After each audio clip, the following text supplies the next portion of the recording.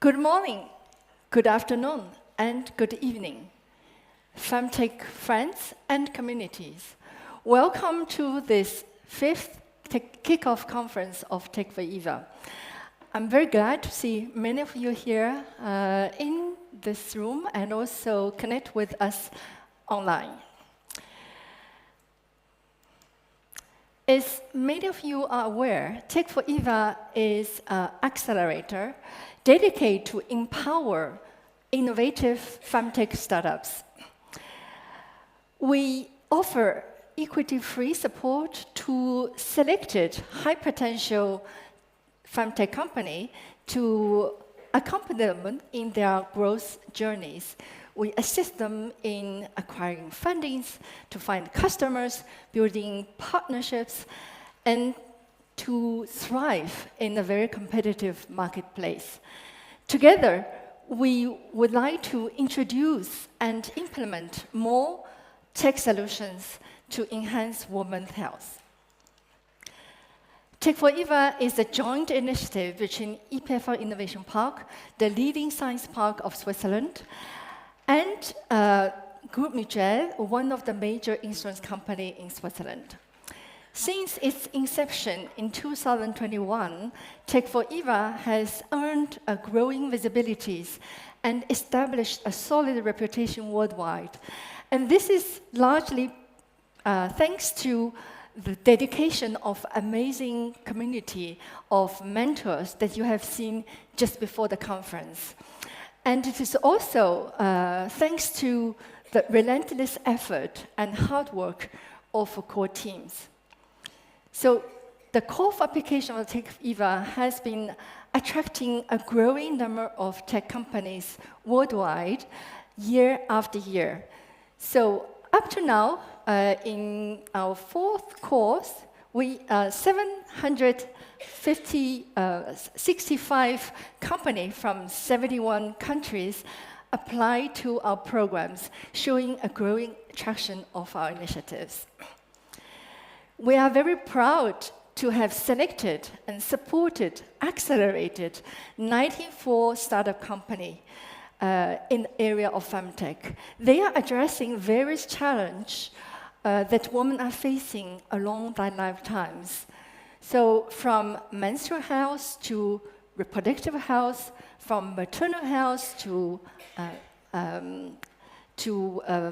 menopause, from women general health to women-specific diseases and oncologies. So this company has created a fantastic solution portfolio for users and also for health tech providers. And I could say most of them are succeeding well in the market, and they have raised a lot of fundings.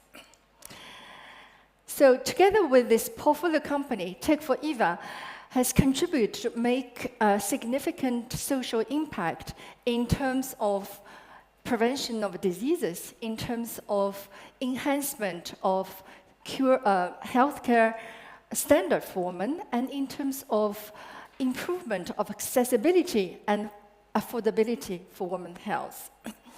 And through our numerous public events worldwide, and also lots of effort, Tech4Eva has established itself as a leading voice and a key player in the FemTech space.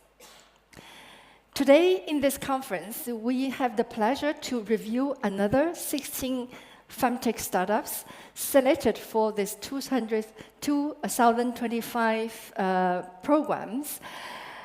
Adding to these alumni, a lot of alumni, these companies will enjoy a wealth of knowledge and strong network of our communities.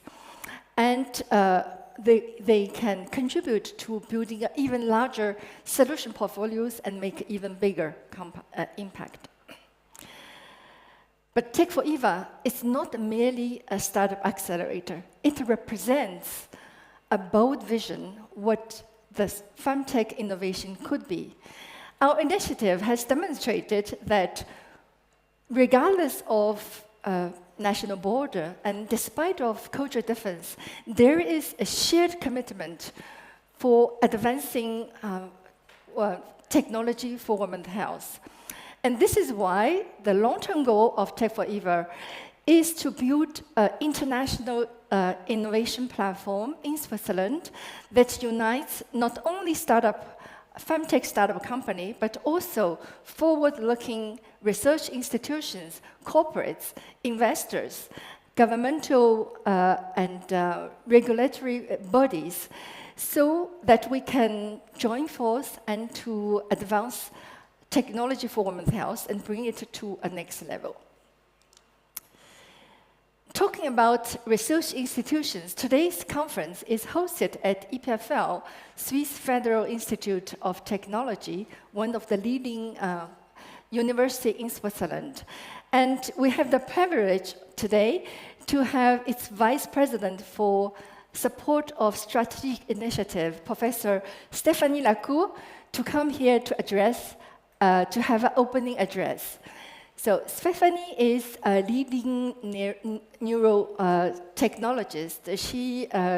She's the full professor and chairing the Bertarelli Foundation's chair in the School of Life Science. So she will give us some insight about the research at EPFL, in particular in FemTech. So floor is yours. Let's welcome Professor Lacour.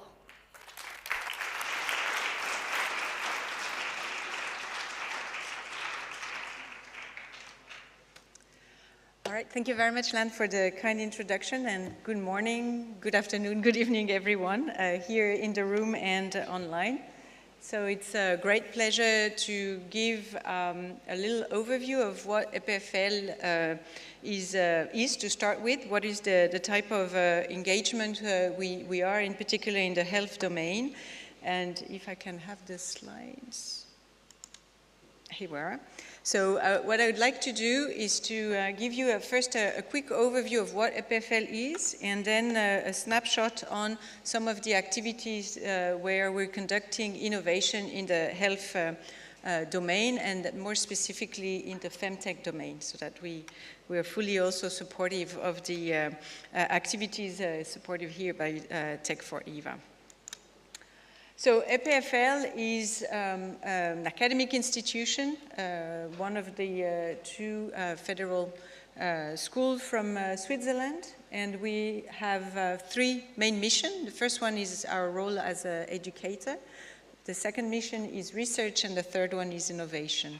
And in order to do this, the campus is gathering more than 14,000 students with a bit more than 370 professor, a large number of employees, and we are proud to be one of the most international schools also of the young universities in particular.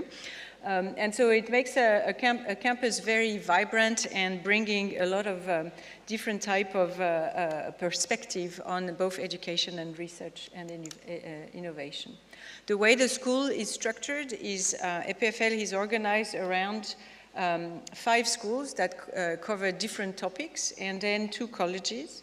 So we have the School of Engineering, School of Life Science, School of Architecture and Civil and Environmental Engineering, School of Computer and Communication Sciences, and School of Basic Sciences. So very, we'd say, standard effort in terms of the science and technology domain.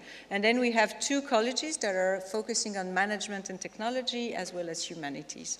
And so this is really a highly interdisciplinary ecosystem that we have across the campus, where we are offering a large number of bachelor, even more master program, and as well as promoting exchange that are interdisciplinary across the different schools that you see here on the slide. And therefore, in order to capture this effort around interdisciplinarity, we operate around centers, and we have 25 topical centers across campus.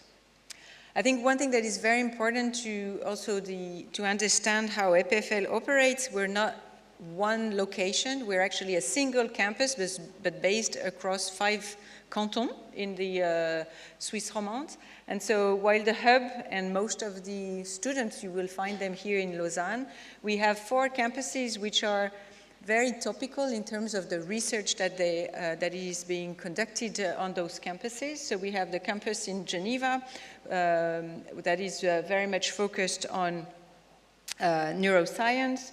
We have the campus in Neuchâtel, who is focusing on microengineering and nanoengineering, advanced manufacturing. We have a campus in Fribourg around building technologies and sustainable architecture. And finally, we have a campus in Valais, where we're focusing primarily on energy, renewable energy, and environmental sciences.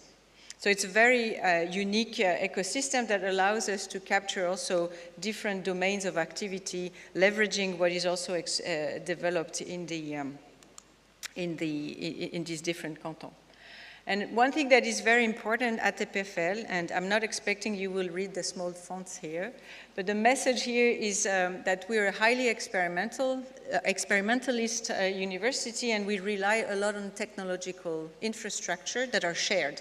So we have more than 40 facilities across the campuses where people are actually the members of our team, but also members of the student bodies can come and learn through this shared facility, and this also promotes exchange of ID, change of discipline, and learning from each other. So this is a very important aspect of our ecosystem.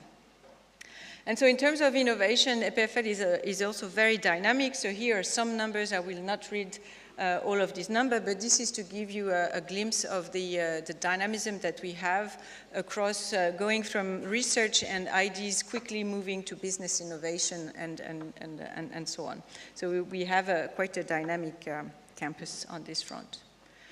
And now, just a very quick word on the Vice Presidency for Support for Strategic Initiatives. So since the beginning of the year, we have a new direction. We have a new president, Anna von Kopertai-Moral, and she asked me to join her team to actually start this new Vice Presidency. And the goal of the Vice Presidency is really to collect and group expertise and critical mass on a very specific domain, which will allow us together to actually tackle some of the SDGs, and some of them have already been mentioned by Lan, but we're very much aligned on this topic where if we want to have societal impact, we actually need to bring forces together, we need to bring expertise, we need to bring various partnerships together so that we can actually answer some of these needs. And so we have in the VPS, we have 3 main lines of research, of 3 strategic initiatives around the domain of sustainability and energy transition. We have a strong axis around healthcare innovation, which is relevant to today's presentation, and then artificial intelligence. And so this is an aspect where my role is really to try and gather efforts and bring awareness on some particular important topics, and then convince our members and also raise funds to help convincing them to start program along these 3 strategic domains. So just to give you a glimpse of some of the activity of EPFL in the domain of innovation in health. So here are just some examples, not clearly not exhaustive list, but we have activities where very often we pair scientists from EPFL with medical doctors or with experts in the medical domains. EPFL does not have a medical school, so it is also an opportunity for us to actually automatically reach out to the medical domain, to the medical experts to work together. And so the NeuroRestore Center is really a team composed of Grégoire Courtine and Jocelyne Bloch. So Jocelyne Bloch is the lead neurosurgeon at CHUV. Grégoire Courtine is a neuroscientist here at EPFL, and together they're designing therapies to restore locomotion after spinal cord injury. So this is one example. Then we have Meditron, is a recent example that is focused on leveraging AI and deploying AI at the hospital. So Antoine Bosselu, he is a professor, Annie Hartley is also a professor here at EPFL, and they're working together in developing this model to help leverage AI in the hospital context to bring faster diagnostic to the doctors.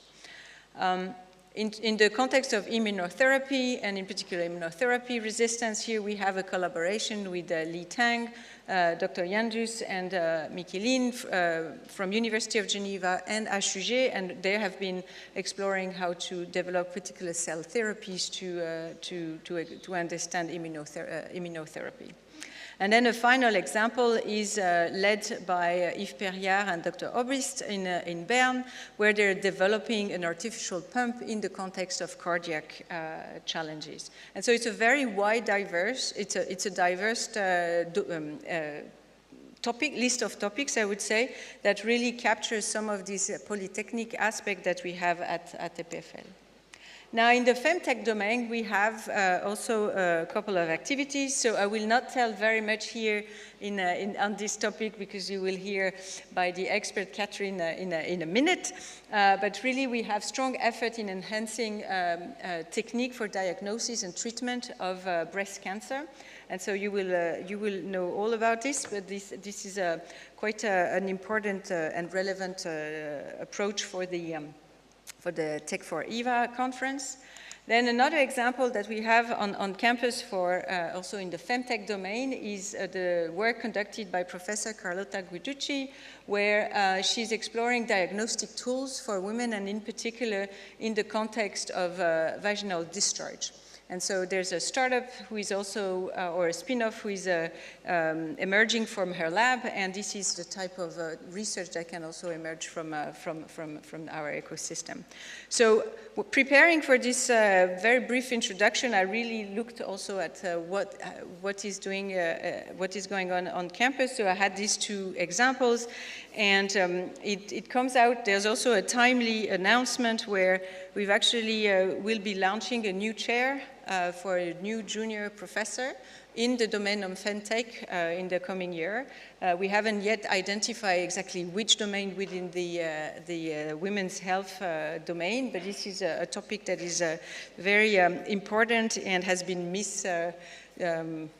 studied, I would say, or not studied enough in the previous year. So this will be through a sponsor through the Leicester Foundation, and we're very happy to add also some of these new members into our community to support research in this domain. And so with this, I would like to close my very brief introduction and wish you a very good workshop. Thank you very much.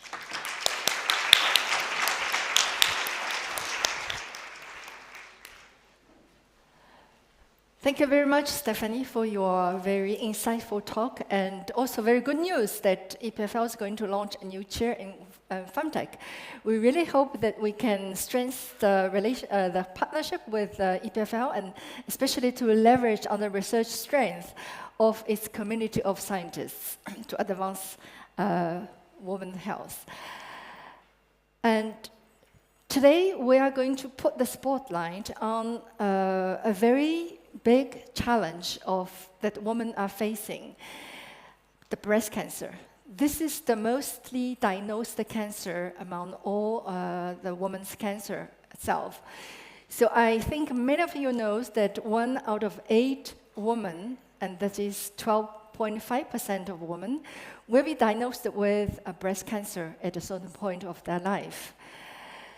So it's a really big challenge, and 1 out of 3 of them may lose the fight if they are not treated and diagnosed earlier. And according to the statistic of 2022,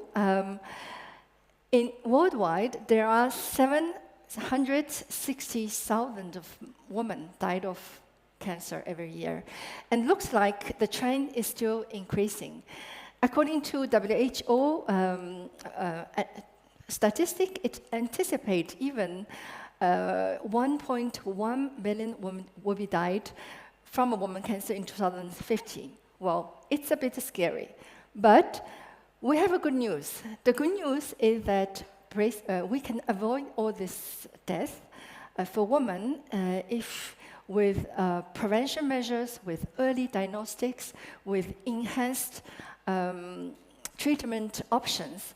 And especially nowadays, we have developed the personalized precision medicine can drastically reduce the number of deaths. And today, we have a great pleasure and a privilege to have EPFL professor Catherine Briskin to come to present her research.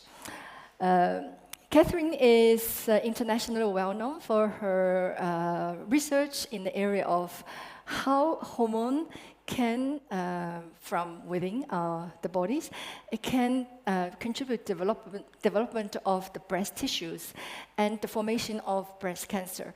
And the results of her research is very promising, and it looks like there's a way to prevent some sort of breast cancer by blocking some substances or avoiding some compounds in the hormone therapy.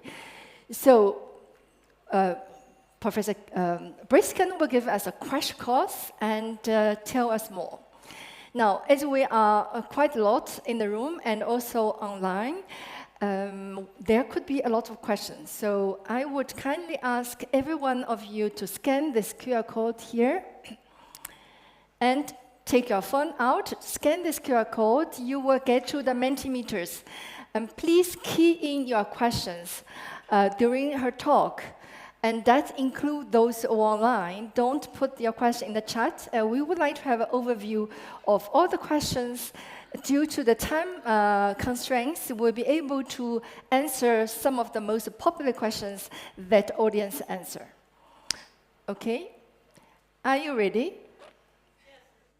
Great. So let's warmly welcome Professor Briskin.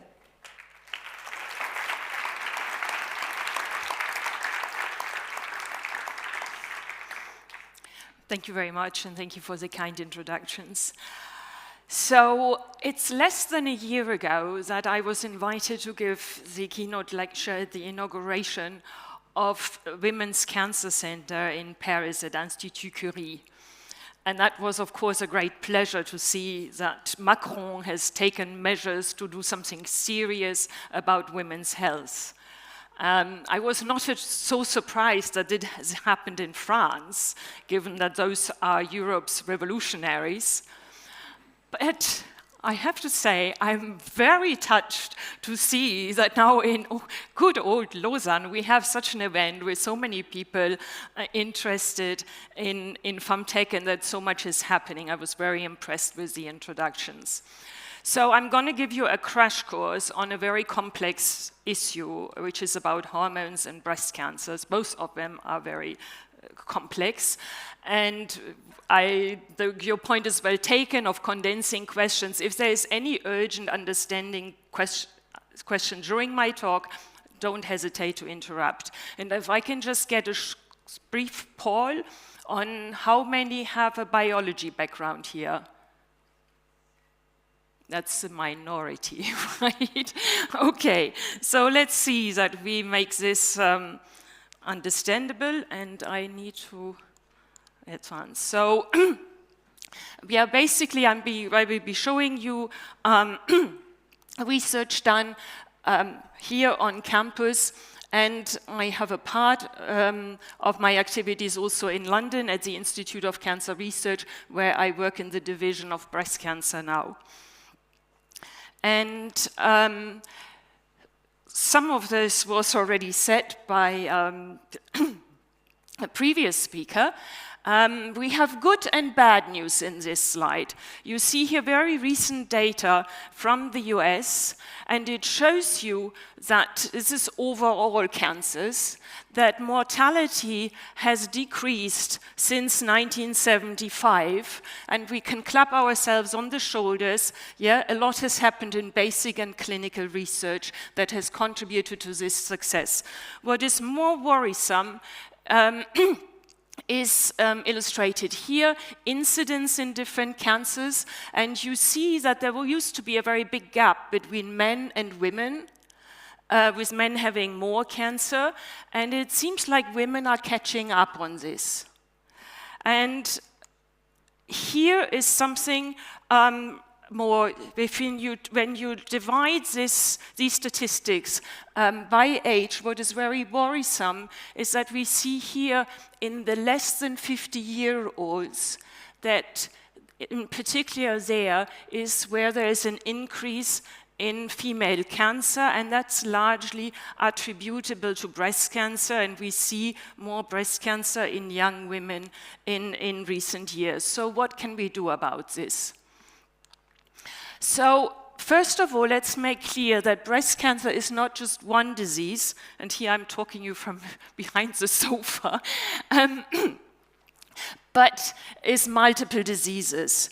And so depending on what your preferences are, you can globally divide this into 5 major categories or more than 20 different histopathological subtypes. But what I would like you to retain for today's talk is that there's a major biological division into tumors that are hormone sensitive and that are called estrogen receptor positives, and I talk about ER positive throughout the talk, and hormone insensitive tumors, and those, the minority you can think of as tumors as you know them, that are fairly fast growing, that you treat with chemo and other therapies, to put it very shortly. These hormone sensitive tumors present the vast majority and largely also account for the increase in tumors that are seen. Now, these tumors, defined by the pathologist as ER positive, if 1% or more of the tumor cells show that they have the antenna for estrogen, the estrogen receptor, is important to document because patients will receive what we call endocrine therapy, and there are different drugs that all target the estrogen receptor. And that has actually led to a lot of benefits for patients and increased survival and improved outcomes. Now, why do we see this increase? The biggest risk factor for breast cancer remains age. And I point to a startup that I'm involved with at the Biopol. And then there's family history that plays a role, and high breast density on mammograms. Now, here you have an array of different factors such as that increases the risk, like obesity in postmenopausal women, having no children, having early menarche and late menopause, while other factors decrease your risk, and that is being at a young age at your first birth, young being like 20 and under, breastfeeding and higher parity. And so all of these relate to a woman's reproductive life, and with that they relate to her reproductive hormones. And then there are exogenous factors. So many women get exposed to hormonal contraception or take hormone replacement therapy, and we are largely unknowingly exposed to substances in the environment that can be hormonally active that we call endocrine disruptors. And all of these factors have been linked to breast cancer risk through epidemiological studies, but we don't really know in much detail as to what specific factors would be causally related to the disease. So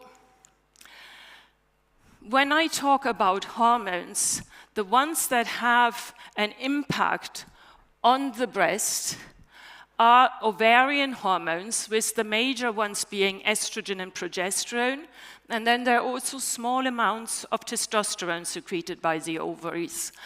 And then the other hormone important later in pregnancy is prolactin, that helps us make milk to fulfill the function of the breast, which is to ensure the survival of the offspring. So what is very important to understand is that the breast is actually very unique, and that it's the only organ that develops largely after birth. So it starts early in the embryo, and at birth we have a rudimentary ductal system. And it is not until puberty kicks in that the breast really starts developing, and it will grow and branch just like a tree. And then that's further enhanced during pregnancy. And at the end of pregnancy, we have increased the functional surface, and the breast is able to secrete milk. And in experiments done with mice, we have sort of nailed down the contributions of different hormones, and that shows that overall they act sequentially, but they interact at many levels.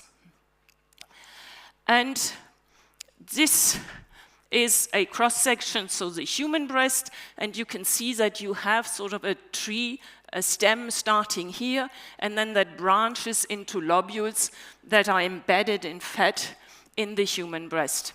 And as we zoom into these lobular structures, you see these purple structures, and as you zoom in to one of those ducts, you see 2 layers of cells with a little bit of imagination and goodwill. And you have in the inner part what we call the breast epithelial cells, which are the cells that give rise to breast cancers. And about 30% of these will have the receptor, the antenna for estrogen. And then the other cells do not. And so, again, the lab has shown in previous work that the hormones come in and act on these few cells that have the antenna, and these cells in turn will talk to their neighbors by different signals, and so you have a whole symphony triggered by any hormone coming in at a given time, organizing a local network.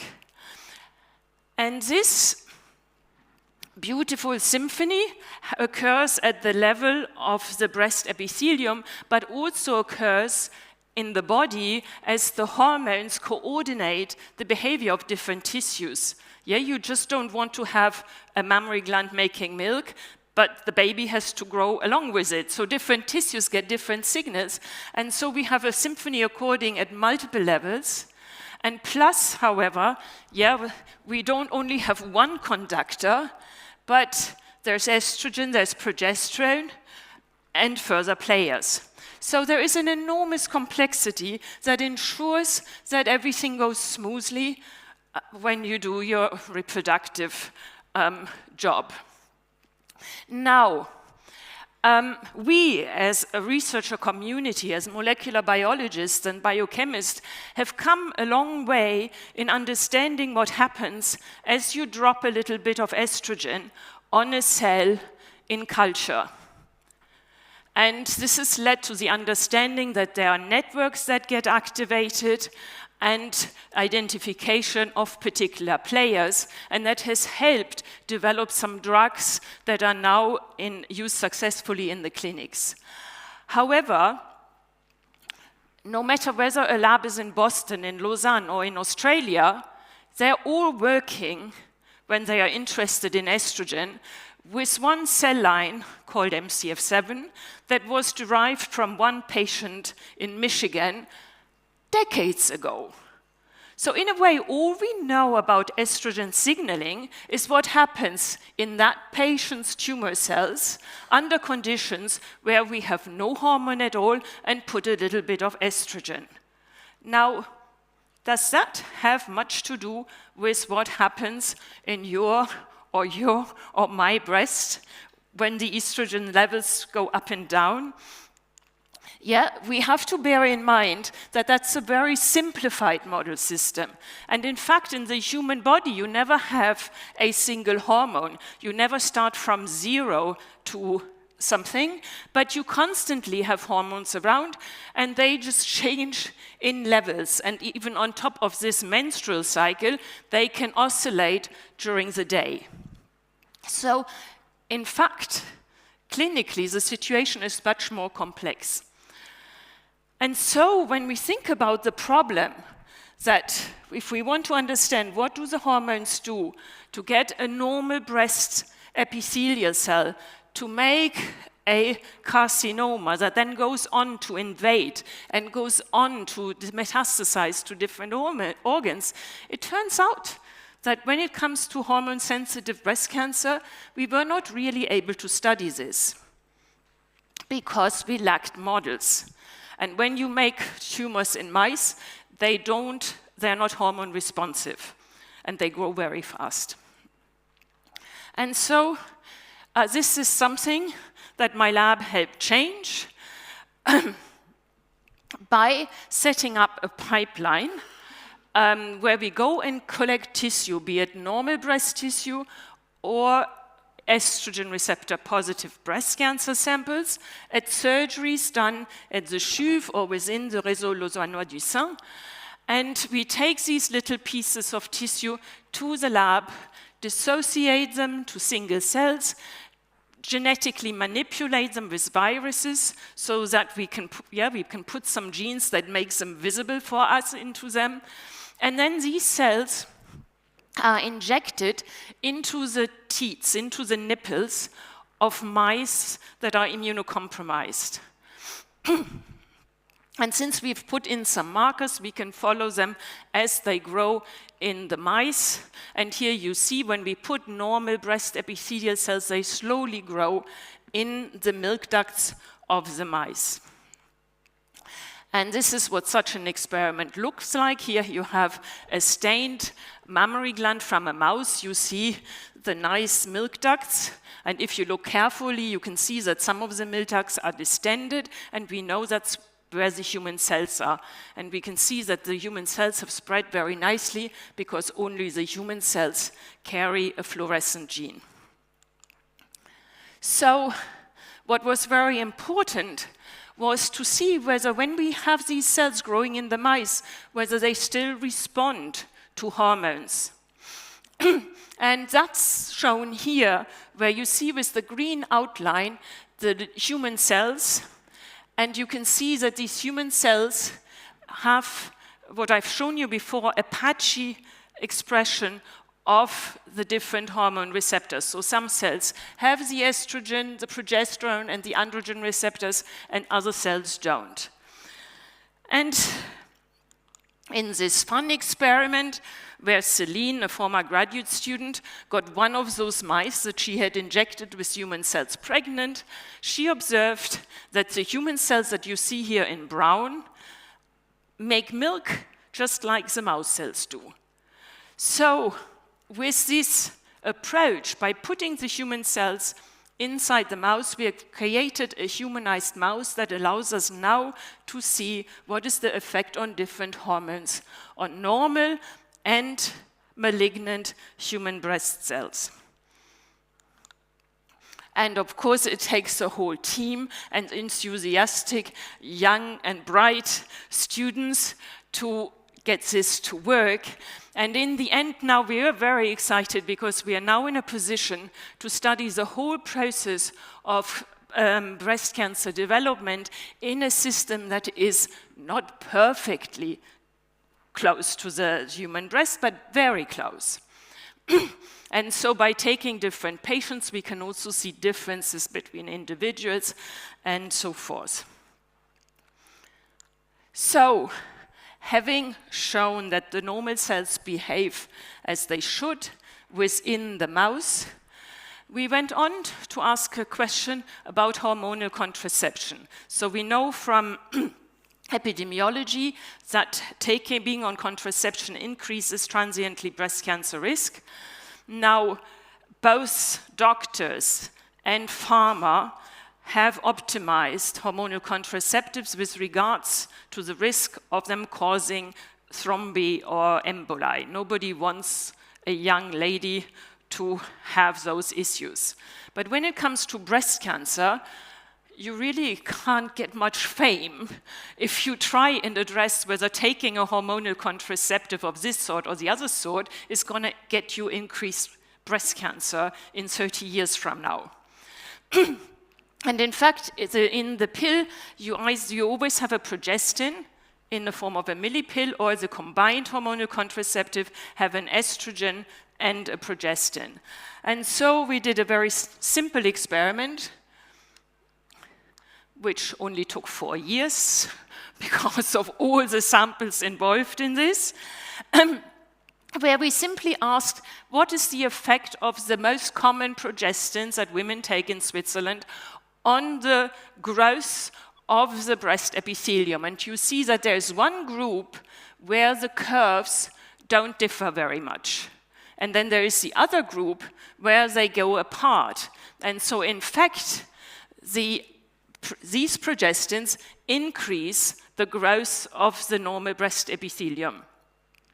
And as it turns out, these progestins have in common that they were derived from testosterone. So they have the ability not only to activate the progesterone receptor, but also the receptor for testosterone, the androgen receptor.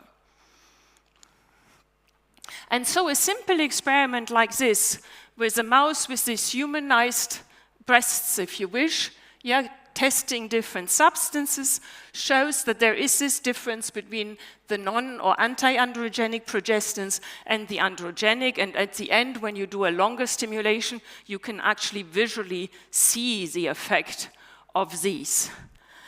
And so that, suggests that we can prevent breast cancer by being more careful about the hormonal contraception, taking a more informed approach. And it also suggests to us that actually testosterone, a hormone we as a research community have left aside, is important to study because it is around and it may contribute to the changes that occur with the menstrual cycle. So that's one lesson learned. I want to give you another example of what we learned with these new models. And that's shown here. Again, this is like 4 years of work summarized in one slide.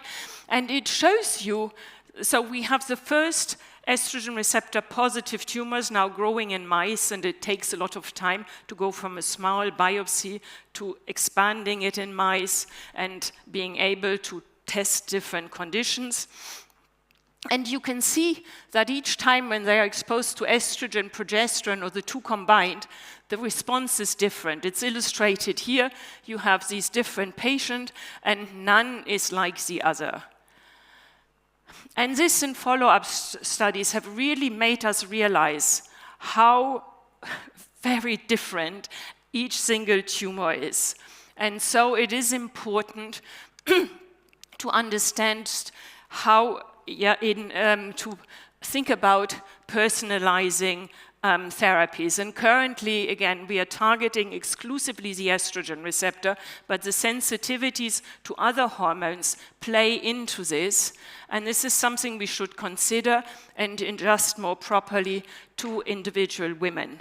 And so our thinking here is, and Daria is currently exploring this in the lab, that different patients' tumors, to different extent, rely on one versus the other hormone. And so while we already have tools to inhibit estrogen and degrade the receptor with a drug that is in the clinics, we have ourselves made a drug with the medicinal chemist that degrades the progesterone receptor so that we can test this hypothesis. And so we continue to build these models, and this just shows you what an enormous amount of work it is, and it takes many people to bring together the tumor samples and expand them in the mouse and in the mice and characterize them. And here you see Yu Yun, who has done her PhD trying to develop an assay that enables personalized medicine. Yeah, I'm doing fine. And so she has miniaturized these processes and is now able to go from the sample in a biopsy to test different drugs and eventually be able to test the hormone sensitivities of different patients' ER-positive tumors. And she's about to launch her startup named Helix Screen to do so. So with that, I want to conclude. I think that if we manage to keep peace and keep democracy, we have a blue sky over us in terms of women's health. There are amazing opportunities.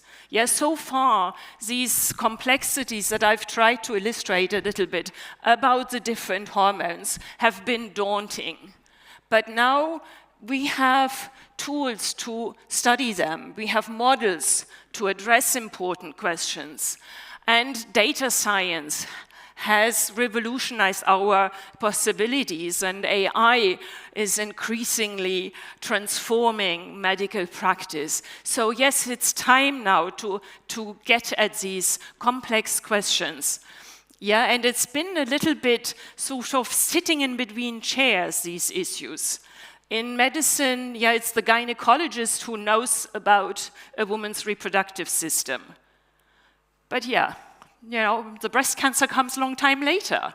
And then the oncologist sees the breast cancer patient, but has no means of figuring out what happened 30, 40 years ago. We need to collect data, and we need to start understanding what it means when women have a longer cycle, or what their multiple hormone levels are. And we have great tools now with mass spectrometry. You can in one shot look at 20 different hormones. And yes, we have the supercomputers that you can put it all together. So I welcome everybody to join this exciting field, and would like to give honor to Marilyn Monroe. You all know her. You may be aware that she committed suicide, but you won't necessarily know that the cause of her suicide was endometriosis. Another disease in the women's area that is to date still totally understudied and has a lot to do with hormones. And so, we hope that this is going to change. There is not going to be more suicides due to having awful pains and not being taken seriously, but that we will be able to tackle that problem as well as a community. So with that, I would like to close, thanking all the people behind the work,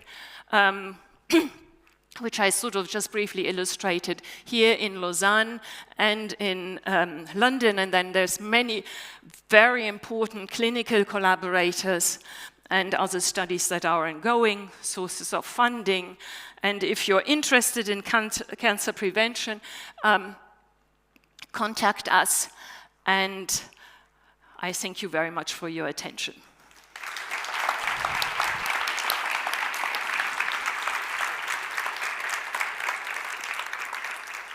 Questions? Thank you very much, Kathleen. Please stay here.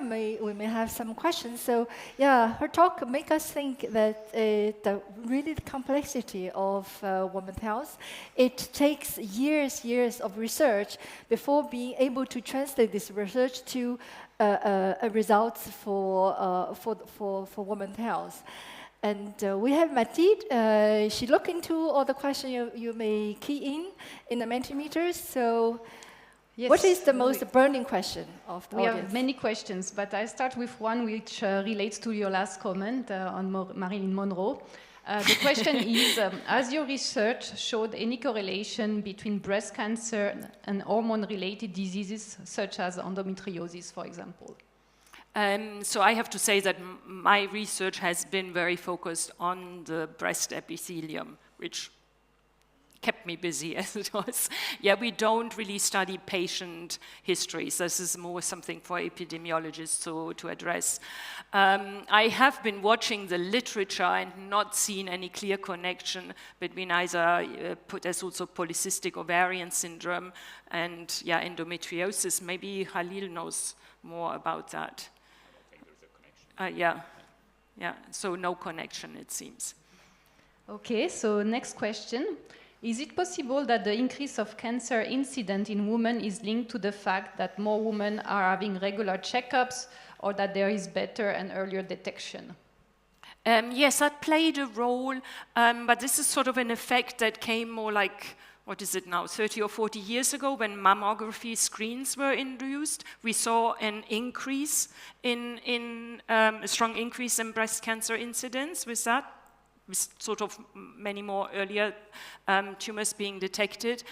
However, that effect has leveled off, and so those are mostly early tumors that are detected. The worrisome point is that it's increasing in younger patients. Okay, so another question. So there is a Swiss startup, or there are many Swiss startups like Impli that develop wearable and implantable devices for continuous estrogen and progesterone monitoring. Could this be used for cancer prediction or early diagnostics? That's to be seen. I'm very excited to hear that someone is measuring hormone levels. I was not aware of it. I think it will take a lot of data to gather, but it should be done, and I think eventually we will be able to, not me, I mean, we should be able to get answers. Also, it's not just important to measure the levels, but the dynamics of changes. And we have the modelers, we have the mathematicians, we have everyone it takes to do this. We just have to get together. Thank you very much, Mathilde. Due to time constraints, we stop the Q&A from here, but you have still opportunity to ask questions during the panel discussion. So in what follows, we are going to have a very interesting panel to discuss the prevention and early detection and treatment of breast cancer. So let me firstly invite Catherine to take seats. You are one of the first panelists. Take any seat would you like. And let's welcome Dr. Kali Zaman, Director of Breast Cancer from Swiss. So I should just say I don't normally drink from plastic bottles, but now I have such a dry throat. Dr. Zaman is one of the top experts on this matter, and he is leading extensive clinical and translational research on cancer. So she will give us a lot of insight. Next, I would like to welcome Grégory André from Go Mutuel, our program partner.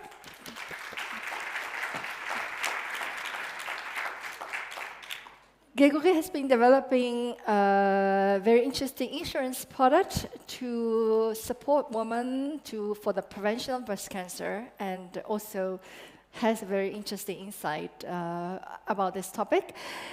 And let's welcome Wolfgang Hacker, CEO and founder of Oncogenomics.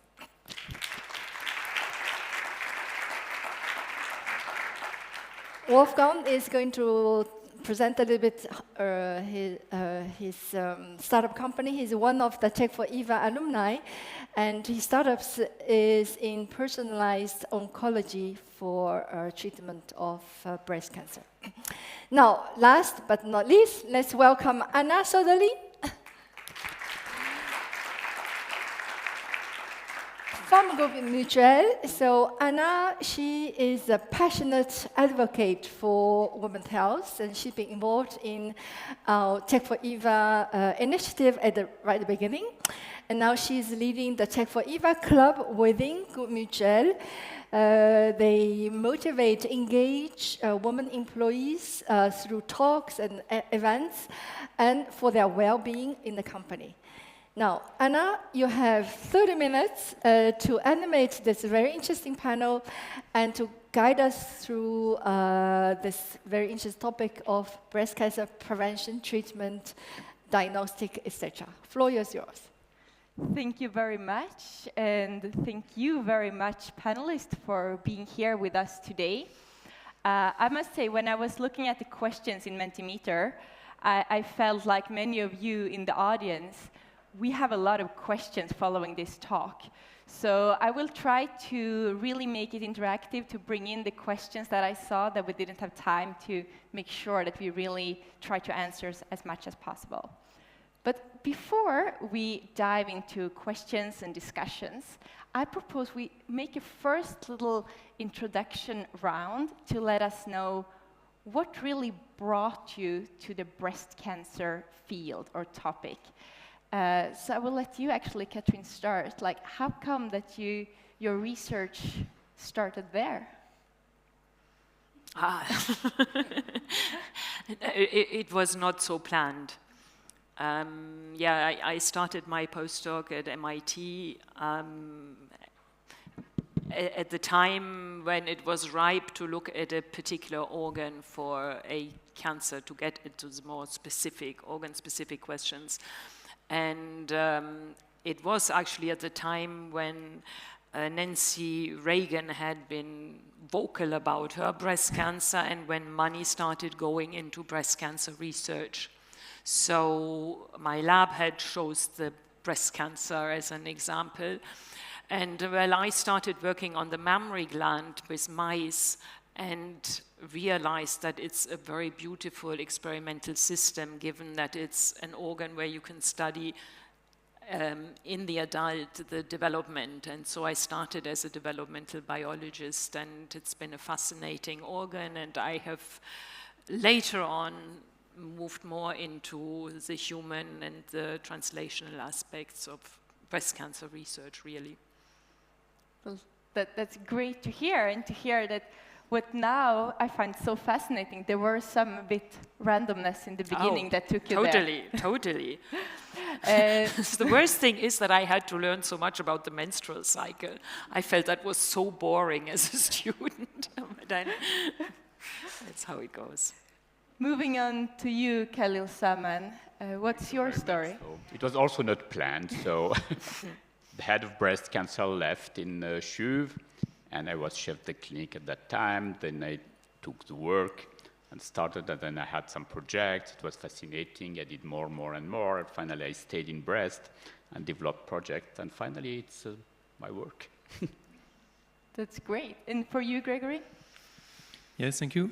I think it was when I had to develop a new basic insurance product, and I began to deep dive into the breast cancer topics. And I saw that it was not working on breast cancer prevention was not only decreasing the cost, not only decreasing the mortality, but also decreasing the morbidity. And that touched me also, that if we detect breast cancer early, the woman can also live better. Also, it's not just a topic of mortality, but also living better the life. And I love how we call health insurance in English, because it's about health. In French, we call it assurance maladie, illness insurance, but I prefer in English health insurance because health is important for me. Yeah? Great, thank you. And for you, Wolfgang? I think I was a youngster when I was exposed for the first time to cancer. A relative of mine who was diagnosed with this. I've seen what that means. And I guess it was this time when I had this first thought that oncology could be a perspective. I didn't really plan to move into this direction, but then I studied medicine, I acquired a knowledge, and ultimately ended up as an oncologist, as a drug developer, and now continuing my career in this field, but as a test developer.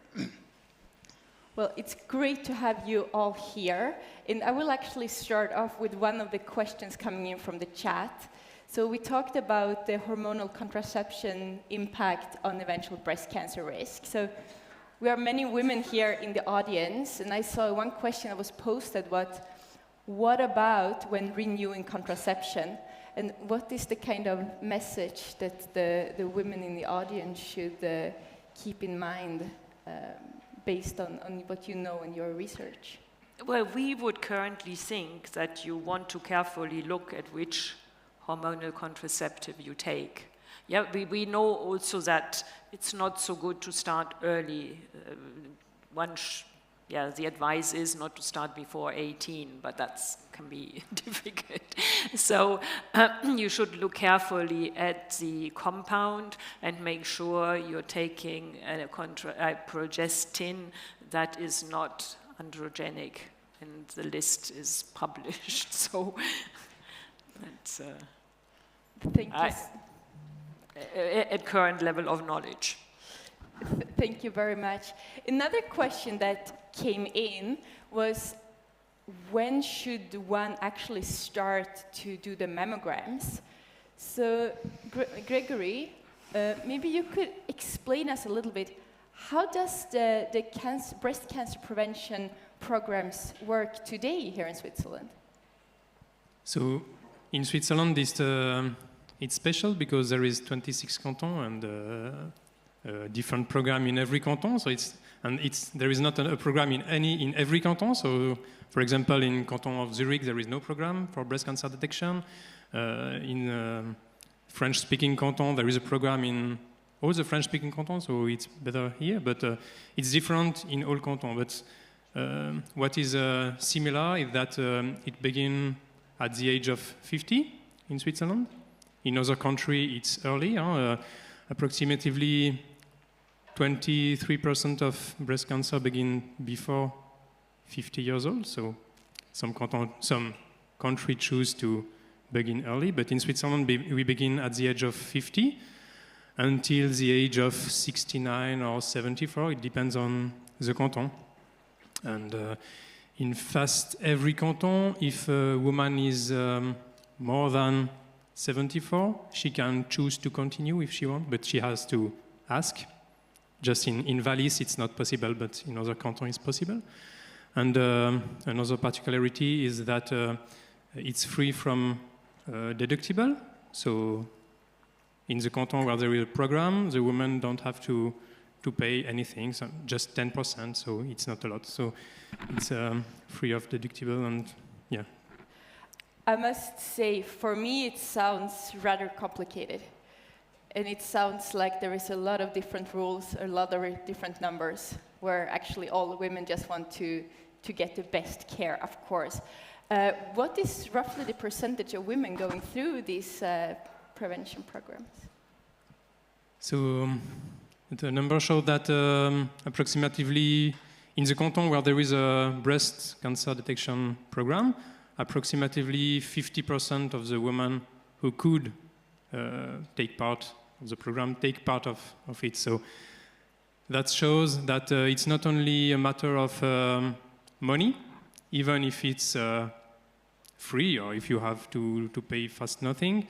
The half of the women don't take part to this program. So I think there is other topic to think about, communication, explaining what it is, how we have to do, and yeah.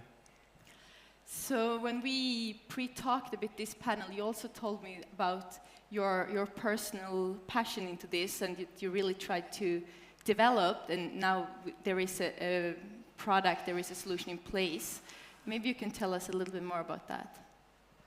Yes, I was thinking about developing a new basic insurance model in Switzerland for the basic health insurance.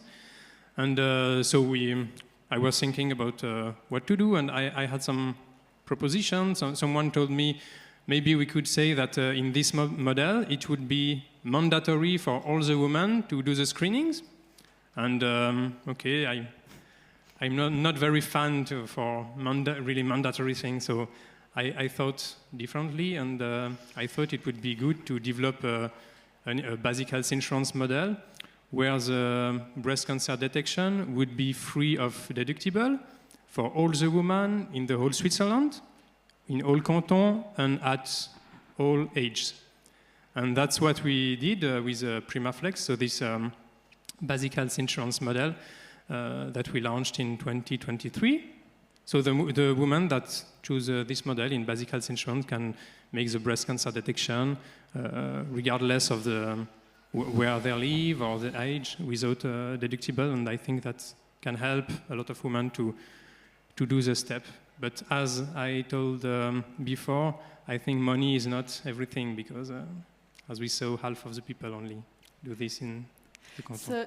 So yeah, you're Perhaps thank you very much for this information. And I had just to add something that, as you mentioned, half of the women go to the program of detection for breast screening, but there are also additional women doing opportunistic mammography, which is they choose to go and they do it outside of the program. So probably more women do some screening. And yeah, because sometimes they think, if I do it out of the program, I can have also ultrasound and have higher chance to discover something. But I think it's very important to remember that the organized screening is very important. It's a health program. It's a political and social program, because it gives the option to all the women to have access to that during the time where they have the highest risk, meaning between 50 and 75 or 70. So, and it's very important that the quality is very good, because as you know, so it's programmed, the women are invited every 2 years, it's done by professional doctors, specialists of breast, specialist centers, so radiographers are also specialized for that. And we know also that the fact of having organized screening increased the quality of health care in the region, because everyone tries to have the good level. So I think it's two different things, to having probably choice to do different things, or being really invited for poor, rich, sophisticated, not sophisticated, all kind of people to have access to this kind of screening, yeah. Definitely. So we are talking about screening now, and we can imagine a woman that goes to her screening and something suspicious is found. Because, of course, I'm not an expert in breast cancer, so if you can help me and all us in the room to understand, she's being sent to your department in the hospital. What happens? What's the next steps for her? So how it was discussed, the main problem is, okay, most of the time you can operate and take out the cancer, but pretty frequently already some cells already went somewhere in the body. And the main risk of cancer is the risk of relapse after the diagnosis, even if you operate the cancer. So we have to have treatments to destroy these remaining cells. And for that, we have to decide which kind of treatment to give. In the past, we give everything that we had because it was so dangerous that you wanted to cure persons. And now we know really that the risk depends on the stage of the disease, as you told. It's very important to discover the disease earlier, but also on the biology of the cancer. So thanks to Catherine and other teams, we know that cancer has different biologies and they respond differently to different drugs. So then we choose the treatments depending on the cancer biology, not only by escalating the treatments, being more aggressive, but also in some settings to be less aggressive, because you know that you have a very good treatment, you can do it, and you have high chance of cure. Yeah. Yeah. So when we're talking now about different kinds of treatments, I want to loop in Wolfgang Hackler as well. Could you tell us briefly your startup, Oncogenomics? What is the kind of tool that you are developing? I think all of us know that we are now living in this prestigious age of precision oncology, precision medicine. And it's probably one of the most exciting success stories of the past 10, 15 years or so. Precision oncology, they said, hinges on precision tests. As of today, there are probably two big categories of such tests. One category is tests that assess the recurrence risk of patients. They work with prognostic markers, molecular prognostic markers, and they answer the question, and they are instrumental to answer this question: what is the right intensity of a treatment for a specific patient, for a specific tumor? There are also so-called eligibility tests. What they measure is actionable, clinically actionable treatment targets. Another important question, because they inform the decision maker, the doctors, the patient, which targeted treatment is a tumor in principle eligible. So with that, one would argue, do we need more tests? We at Oncogenomics believe the answer is yes. So why is this?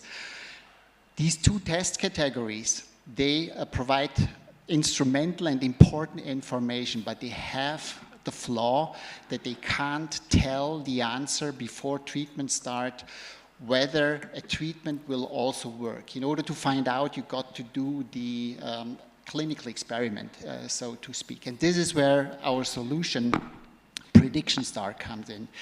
It measures predictors of tumor response. So we offer to the doctors, to the treatment decision makers, a technical solution that allows them to know ahead of treatment start which treatments are highly likely to be efficacious and which ones are unlikely to be efficacious. It's a complex solution. It includes an innovative test. It includes AI-supported software, and it includes a machine learning feedback loop to improve decision making over the course of the use of this tool. So I'm thinking, we are listening now to the role of a startup, and after the pause, we will get to know the startups that have been selected into this year of Tech4Eva program. And I'm sure we are many in the room that either works in a hospital or a provider or a startup, but we all want to collaborate. That's why we're here today, because we know that we can't solve women's health issues alone. And from you, from a startup perspective, and then we will let in the medical side too, but what's the key to be able to collaborate in the medical field? Well, there are different aspects. To start with, a clinic is a very complex organism. There are different decision makers, and all of them have different needs. In order to be convinced that an innovation is worth adopting or implementing. So I think one aspect is to make sure that you know all these different players and that you have supportive evidence that convinces each individual one. To give you an example, a clinical researcher, this is her or his nature. They are interested in facts, in data. So come with data, come with convincing supportive evidence, and they will be your best friends. Not to say that a hospital administrator wouldn't be interested in data, but on top, he might want to see some metrics, some readouts convincing her or him, whether the consistent, systematic use of an innovation ultimately translates into cost savings and how it does so. So don't try to convince them simply based on science. We're going to ask now the other side. What do you say, Catherine? Do you agree with Wolfgang? Yeah, I mean, understanding the structure and working of your partners is very important. And in fact, we are in an increasingly complex world. So it takes an increasingly number of people with different expertises to solve a problem. And we increasingly work as networks. So that was clear in the preparation of this panel, that actually we all kind of knew each other, even though it wasn't planned like that, but it's really like, it's a big network. And for you to find the right partners to collaborate with, what should they tell you, or how can we convince you as startups? Yes, I imagine it's pretty difficult because, as you mentioned, so what is very important is the notion of clinical utility. Meaning, if I follow as what you propose, is it better than what I'm doing every day? And to show that it's not so easy and it takes a lot of energy.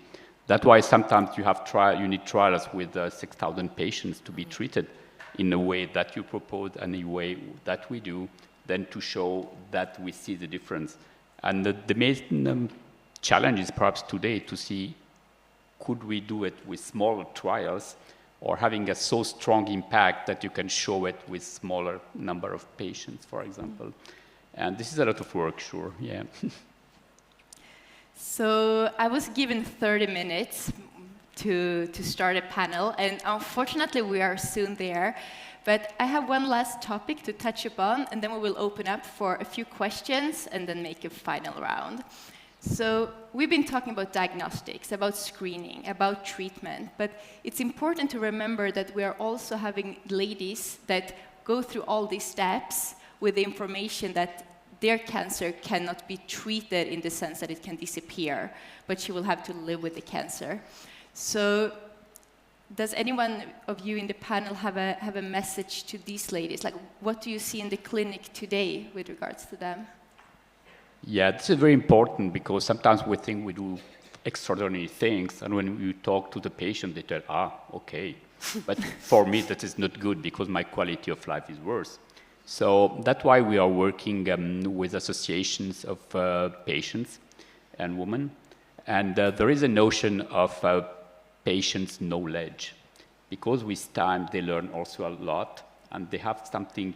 They know things about treatments, adverse events, and how to manage things. And now we are collaborating a lot with them to be sure that we have the foods on earth and not just thinking theoretical things. Yeah. That's great.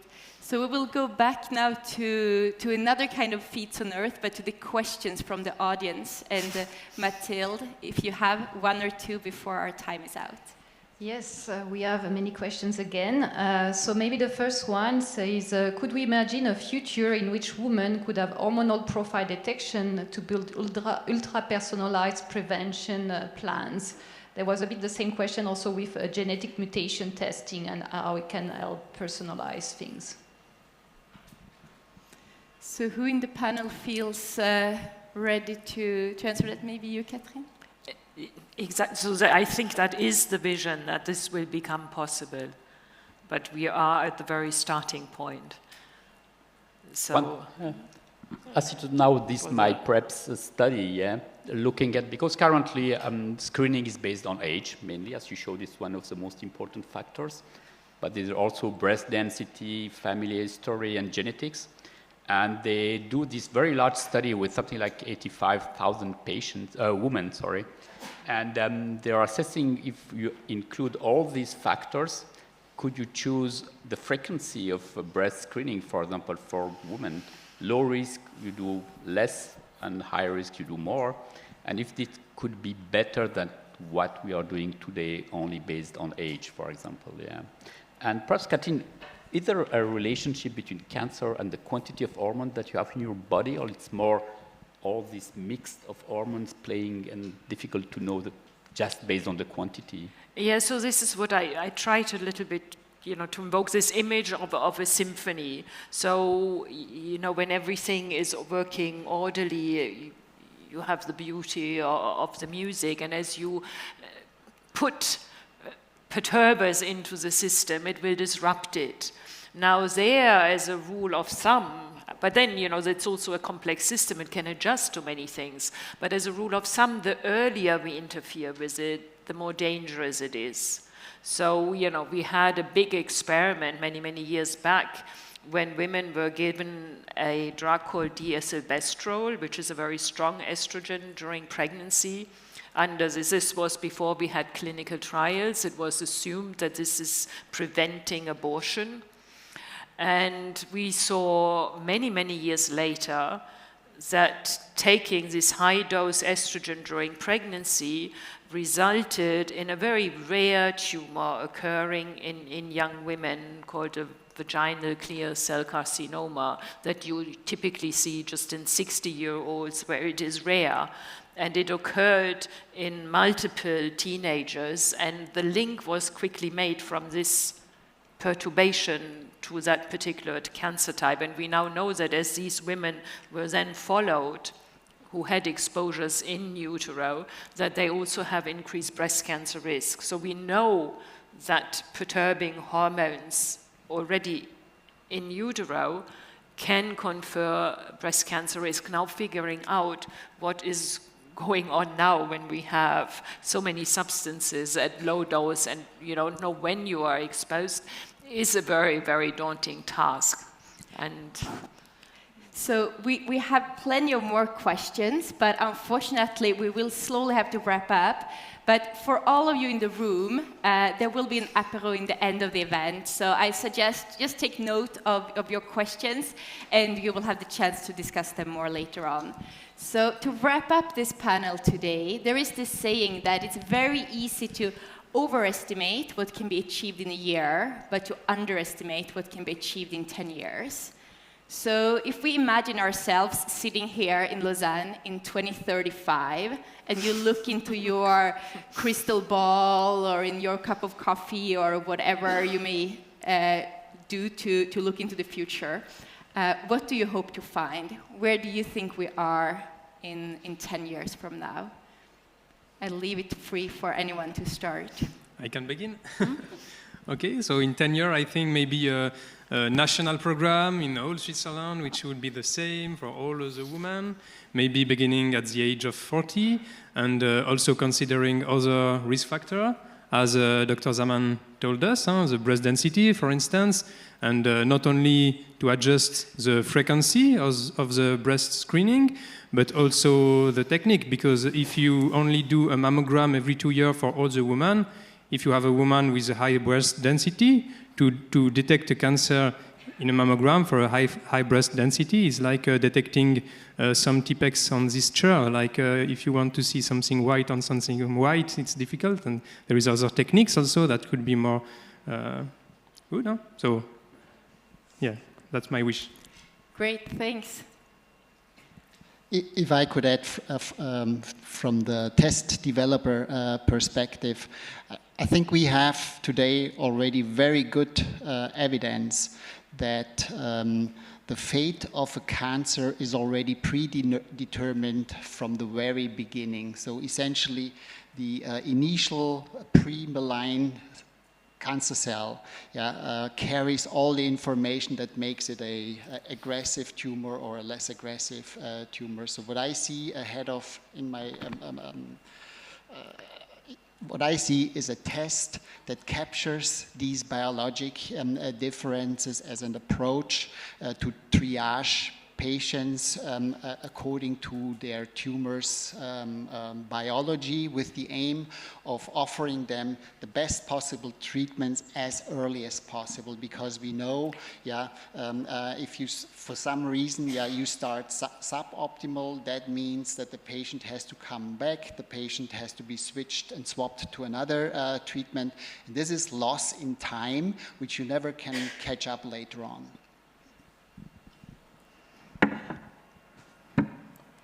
I think we can do much more for prevention, not having cancer. Mm-hmm. So instead of waiting and finding only good drugs for curing. So the work that do Catherine and the other ones to find why they have cancer, all these women, and what are the factors and how we can change things. I think this could be very much more useful than just treating, And yeah, I'm also quite optimistic. There is another type of prevention, this tertiary prevention, which is preventing that your breast cancer comes back. And it was alluded to that actually the tumor cells spread very early on. And we don't really understand at the moment why it is in some women that they will wake up 20 years later and you have recurrent disease. And I am optimistic that the scientific community will figure out ways within the next 10 or so years of determining the factors that impinge on this. And these are, some of them will be tumor cell intrinsic, and I expect there's also more systemic factors such as inflammation or stress and the like. We're getting a better understanding on that as we speak. So. Thank you very much. It's clear there are exciting times ahead, and hopefully we can both get better drugs, but also hopefully not need them as often. Thank you so much, and I leave back the word to Lan. Thank you.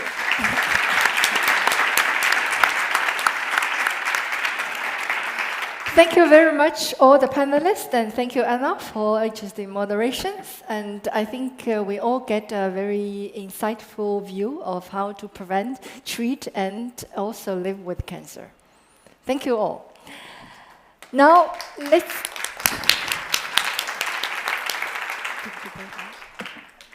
let's take a 10-minute break. Hello, welcome back. In the first part of our conference, we have had a very insightful keynotes discussing about a specific women's challenge, which is breast cancer. And also I have the opportunity to present you briefly what we do at Tech4Eva. As I mentioned, well, the Tech4Eva is also thanks to a lot of, all the mentors involved in our adventures. And I also insist on that the Tech4Eva, to where it is also because we have a very dedicated team to work to make it successful. And today I would like to put spotlight on Simone Thijs. She's the program manager of Tech4Eva, and she has been working behind the scene for quite many years, from the right beginning. And she's the backbone of this program. So today I invited Simone Thijs to come to talk about the program of Tech4Eva and mostly to review and announcing the selection of this year. Floor is yours, Simone.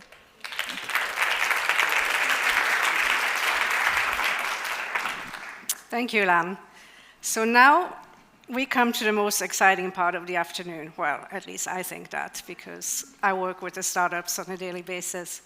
But before I'm going to reveal the names of this year's selection, I would like to present to you a few statistics on the applications we received this year. So the Tech4Eva alumni, which Lan presented earlier, 94 of them, have collectively raised over $200 million to date. So we're very proud of them and their success and their continued growth. So Tech4Eva is a multi-layered program. It's 6 months long. It helps scale startups in FemTech through events like these today, conferences and roadshows, where they gain visibility in front of investors or potential customers.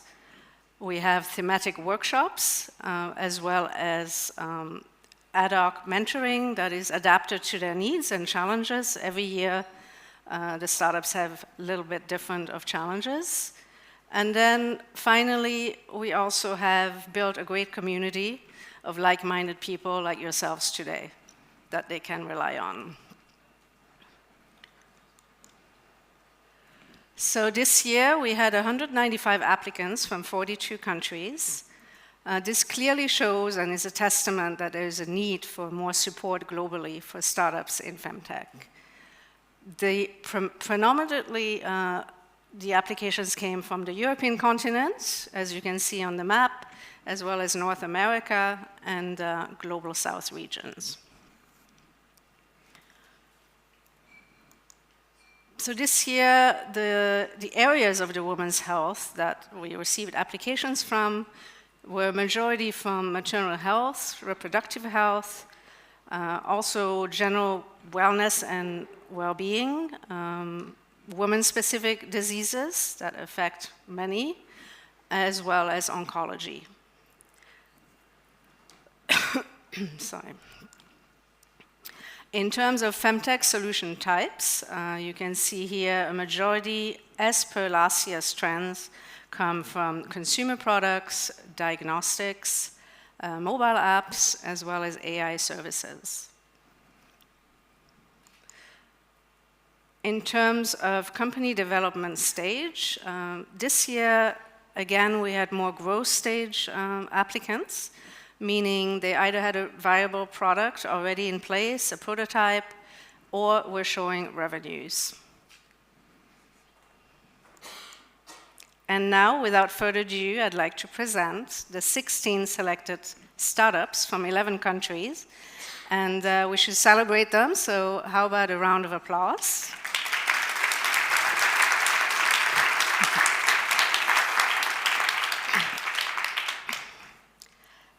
Each startup will now pitch. Most of them are online, so I hope the connections and technology will work in our favor today. And to stay in the topic of breast cancer prevention, the first 4 startups will be in that space, showcasing their innovation. In the first group, we'll have Refimmune, MedSoil AI Solutions, Salva Health, Xemperia, GigMed, Timzer, Predica Diagnostics, and Xena. So our first presentation today will be given by Refimmune, which is pioneering a new area in solid tumor treatment with a cell and gene therapy to treat cancer. And I hope the founder is online. Yes, so the floor is yours. Our company, Refimmune, is a preclinical stage biotech developing a novel engineered cell therapy called RACE-T. It's designed to overcome the limitations of conventional therapies for solid tumors, challenges like limited efficacy, poor persistence, and high toxicity. As you can see from our slide, we train T cells to target tumors with high precision using a GPS and driver-assisted model to guide T cells to attack tumors more effectively. Our novel synthetic domains act like a powerful engine, boosting tumor killing potency and improving immune durability. We have seen promising preclinical data in ovarian and breast cancers. Curing these cancers in mice require a very low dose of treatment, which was not seen from our competitors. Our first product is designed to target 38% of solid tumors. If successful, more than 1.5 million late-stage cancer patients could benefit from this therapy annually with a more than $22 billion market. We have published patents in Taiwan, US, and under PCT, and our platform is fully customizable, making it perfect for our licensing. We are currently fundraising $2 million to complete a toxicology study and initiate IND applications in US and Taiwan. This will enable us to start an investigator-initiated trial in Taiwan, getting our in-human data. Our team has more than 50 years of combined experience in cell and gene therapies.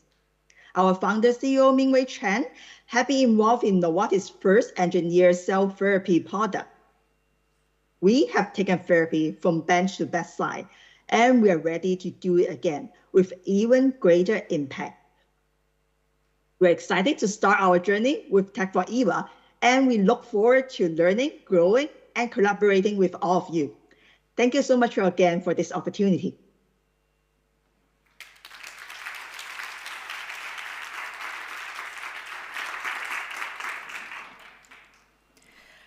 Thank you. Next up, we will have MedSoil AI Solutions. Its flagship product, Breast AI, detects real-time breast mass risk, improving patient outcomes. MedSoil Solutions. Thank you so much. So I'm representing MedSoil AI Solutions based in South Africa. It is quite common. The burden of disease in our country and globally for breast cancer is quite vast. What is a unique setting in our country is there's a massive lack of infrastructure for the diagnosis thereof.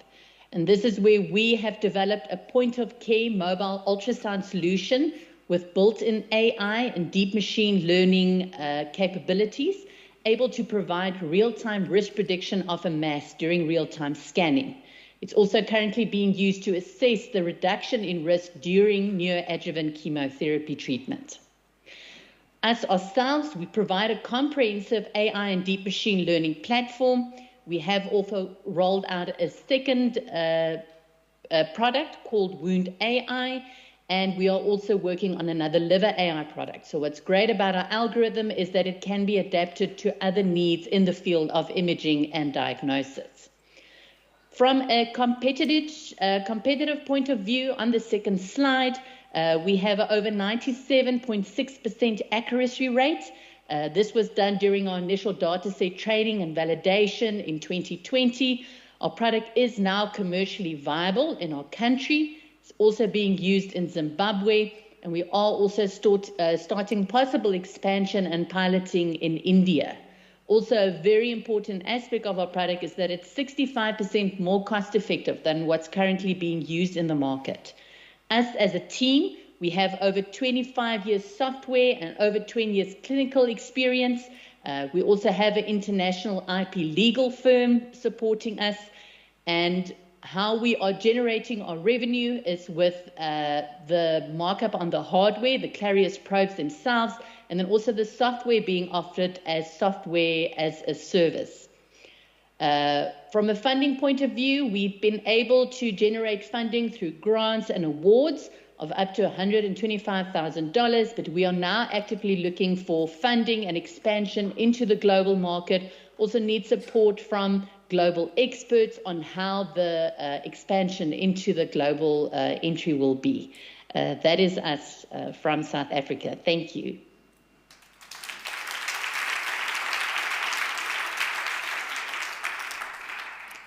Next up, we have Salva Health. Their product, Julieta, is an AI-powered and IoT device to identify women at high risk of breast cancer. The floor is yours.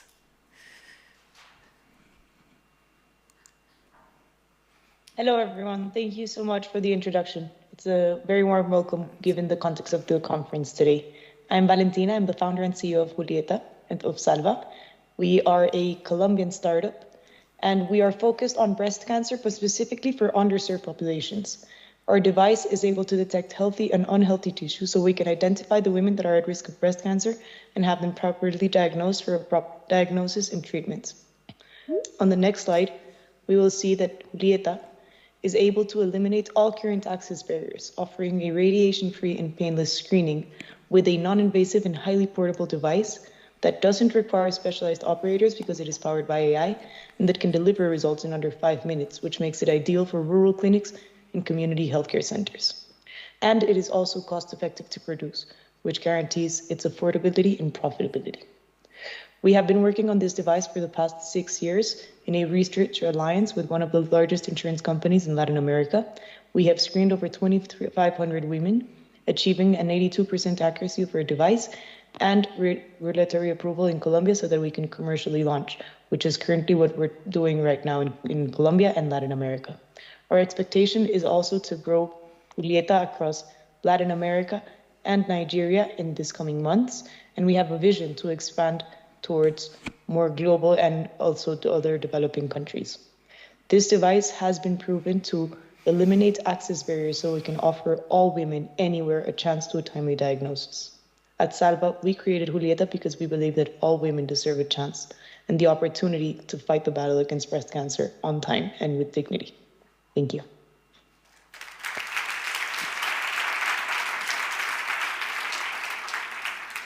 So next up, we have Xemperia's blood testing screening test, which leverages the body's immune system to detect breast cancer.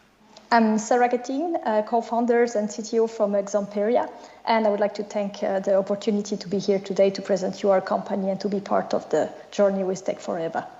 So Xamperia is a spin-off from the University of Fribourg in Switzerland, and after more than 15 years of academic research, our team of passionate experts made the discovery that has the potential to save many women's lives. So you just hear that there are too many women that are still dying for breast cancer, and you also hear that early breast cancer detection is making a huge difference. So there is an urgent need for better tools to detect breast cancer as early as possible, because even if mammography did help a lot, it has a lot of limitation to access. So you can switch to the second slide. At Xamperia, we are developing a blood test for early breast cancer detection. So we made the discovery that our body is undergoing changes when breast cancer is developed, even very early on.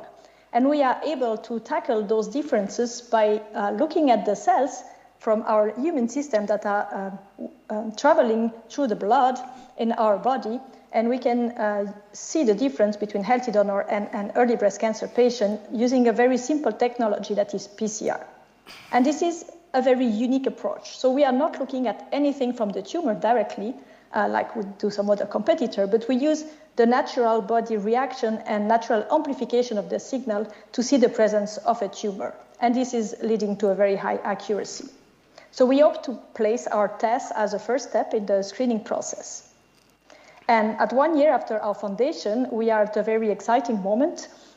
We are at the seeding round of our company looking for 3 million from trusting investors that would believe in us and our project and help us to develop this product. So our next key milestone are the planning and the realization of a very large-scale clinical study to validate our results. And we will also develop an analysis software and follow all the regulation paths to get the CE mark with hopefully a market entry beginning 2029. So I hope that very shortly I could convince you that we made a great discovery and that we are turning it in a very great product that will help and save more women's lives. Thank you very much for your attention.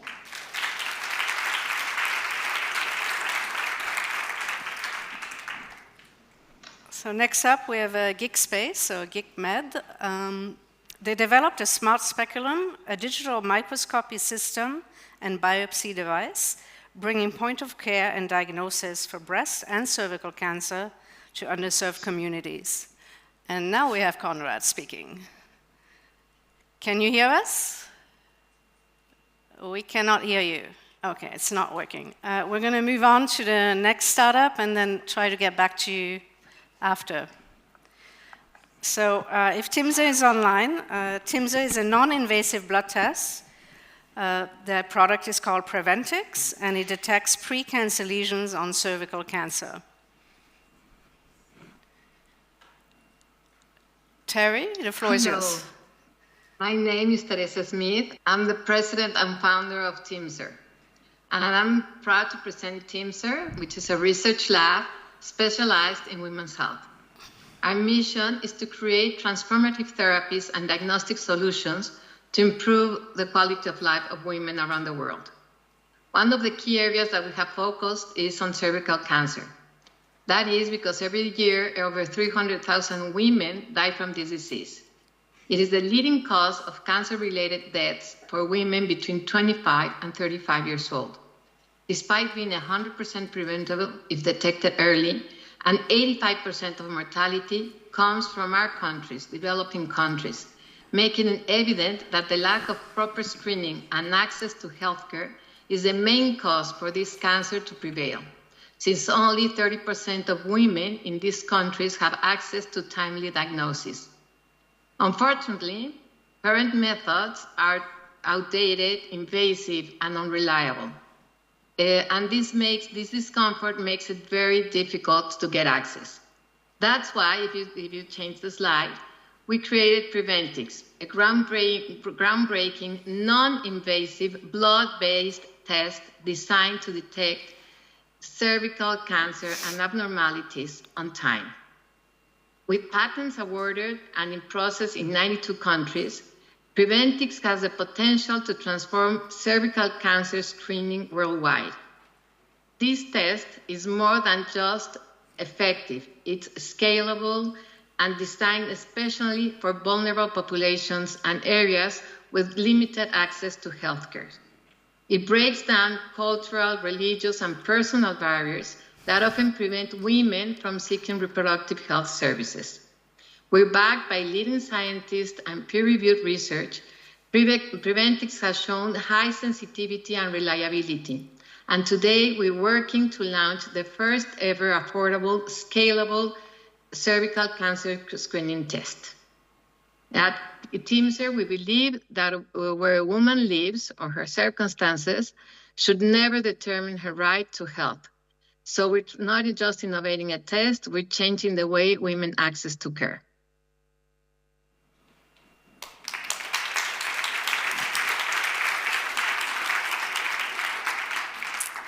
Thank you. So next up, we're going to go to Predica Diagnostics, which is a which has a cervical DX test, which allows non-invasive detection of cervical cancer as well. Yes, thank you. So again, happy to be able to present Predica Diagnostics here for this Tech4Eva setting. So this is great. I'm William Leenders, I'm CSO and founder of the company, and we are based on a platform technology that I developed during my academic career, and which was so robust and effective that we decided to make it accessible to general healthcare.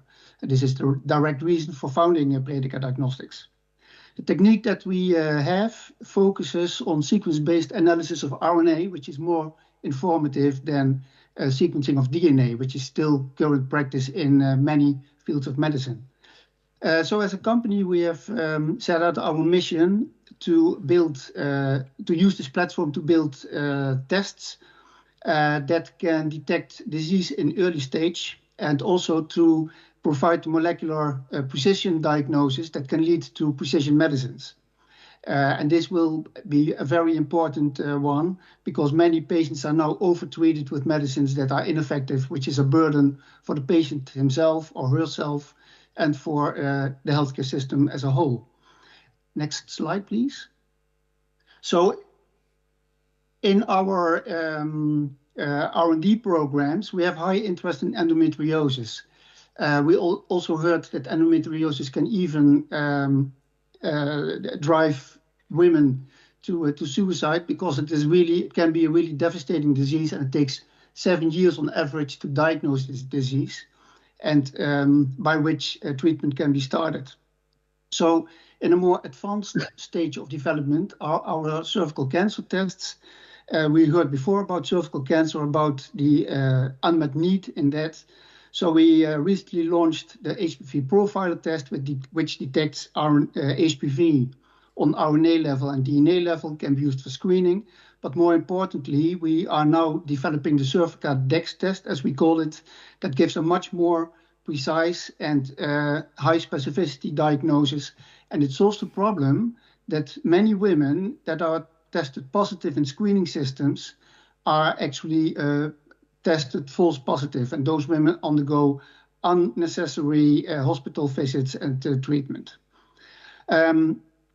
The other test that we have in development is the bacterial vaginosis test.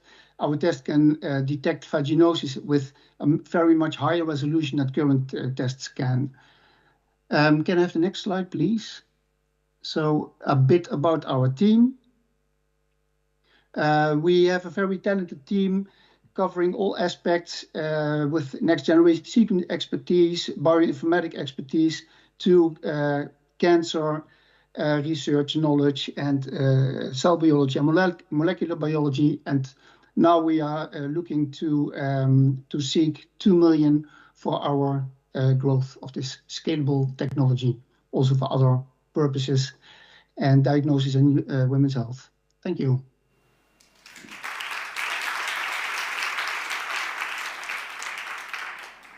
Thank you.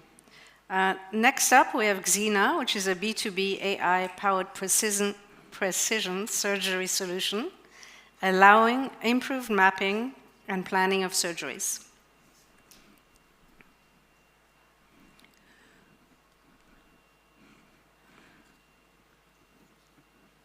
Hello, I'm Mo, co-founder and COO of Xena. So yeah, thank you guys for having us in the accelerator program. Super cool to be there. So yeah, so as you said, like Zena pretty much is a tool to help surgeons do better job at excising endometriosis in the very beginning. And the reason why we started is because gynosurgeons until now are still flying blind, if I may say so. Millions of women undergo gynecology surgeries every year for endometriosis, fibroid, ovarian diseases.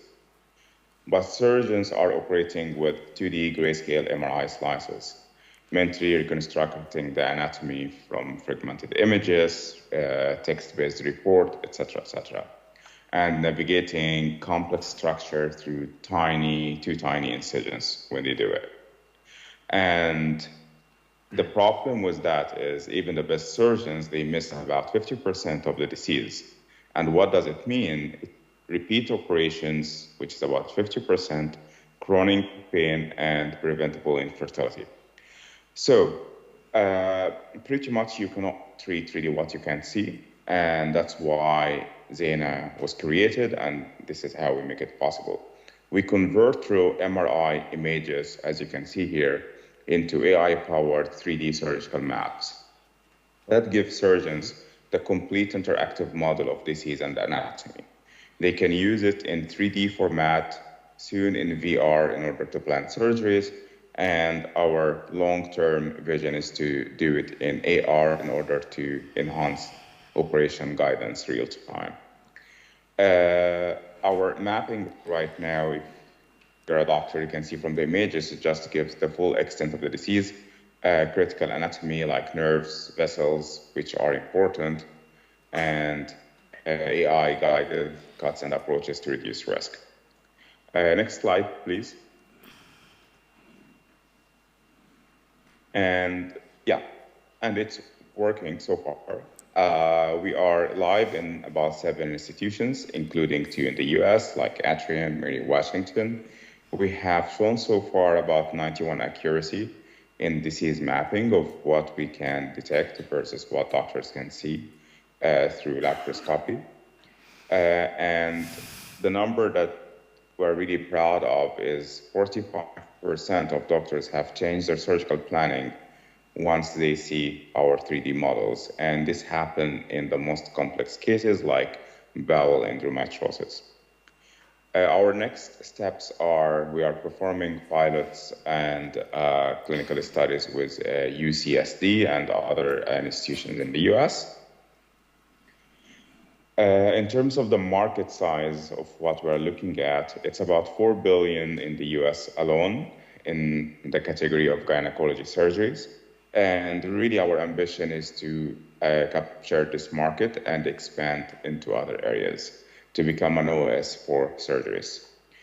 In terms of what we have done so far, what's really our edge and the technology that we have created, we have acquired about 50K MRIs on patients.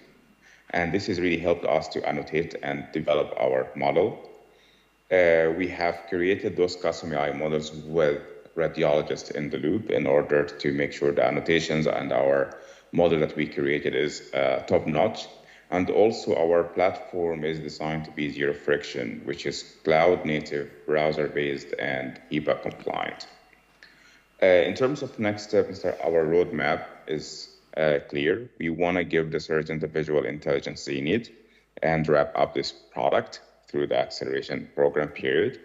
And at the same time, we want to work with hospitals in order to work through the commercialization roadmap. Right now, we are raising convertible to expand our AI capabilities and start our multi-center studies. And with early in September, early Q4, we are opening up our pre-seed round of 1 million plus euro in order to get into market ready and commercialization. So yeah, so this is what surgical intelligence looks like. See everything, miss nothing, and our goal is to make the first surgery the best one for patients with endometriosis. Thank you.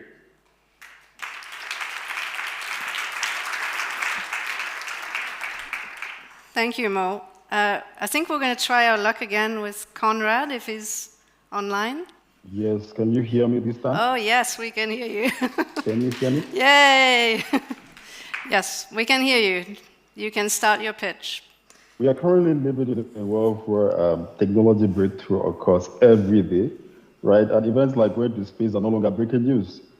But still, we have in sub-Saharan Africa barely 5% of the over 300 million target women having access to cervical cancer screening, while female genital schistosomiasis, to date affecting over 60 million women, is still classified as a neglected tropical disease.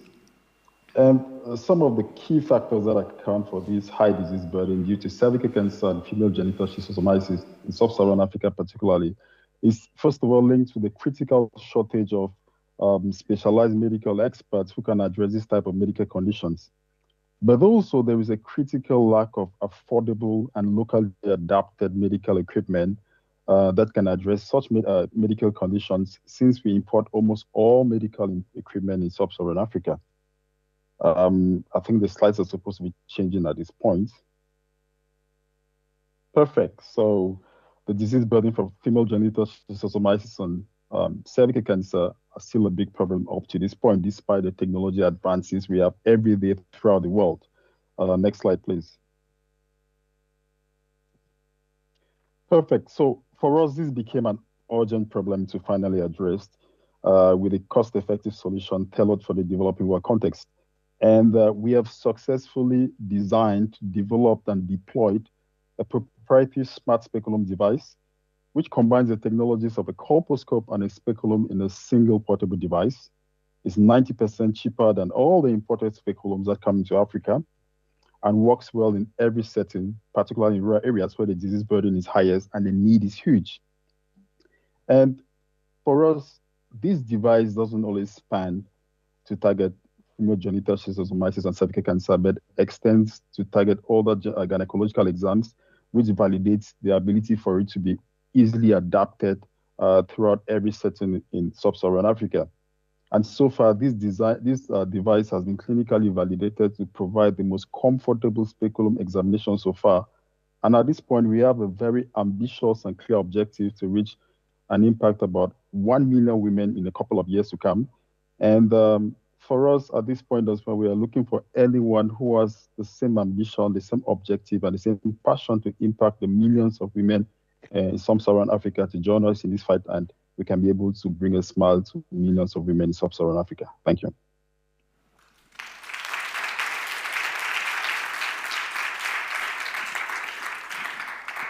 Thank you, Conrad. So this was our first group of innovators, so I hope you enjoyed their presentations. Now we're going to take a few minutes to meet each other, so if you can stand up and say hello to your neighbor to your left or to your right. And also you will find the full brochure and descriptions of the startups if you scan this QR code.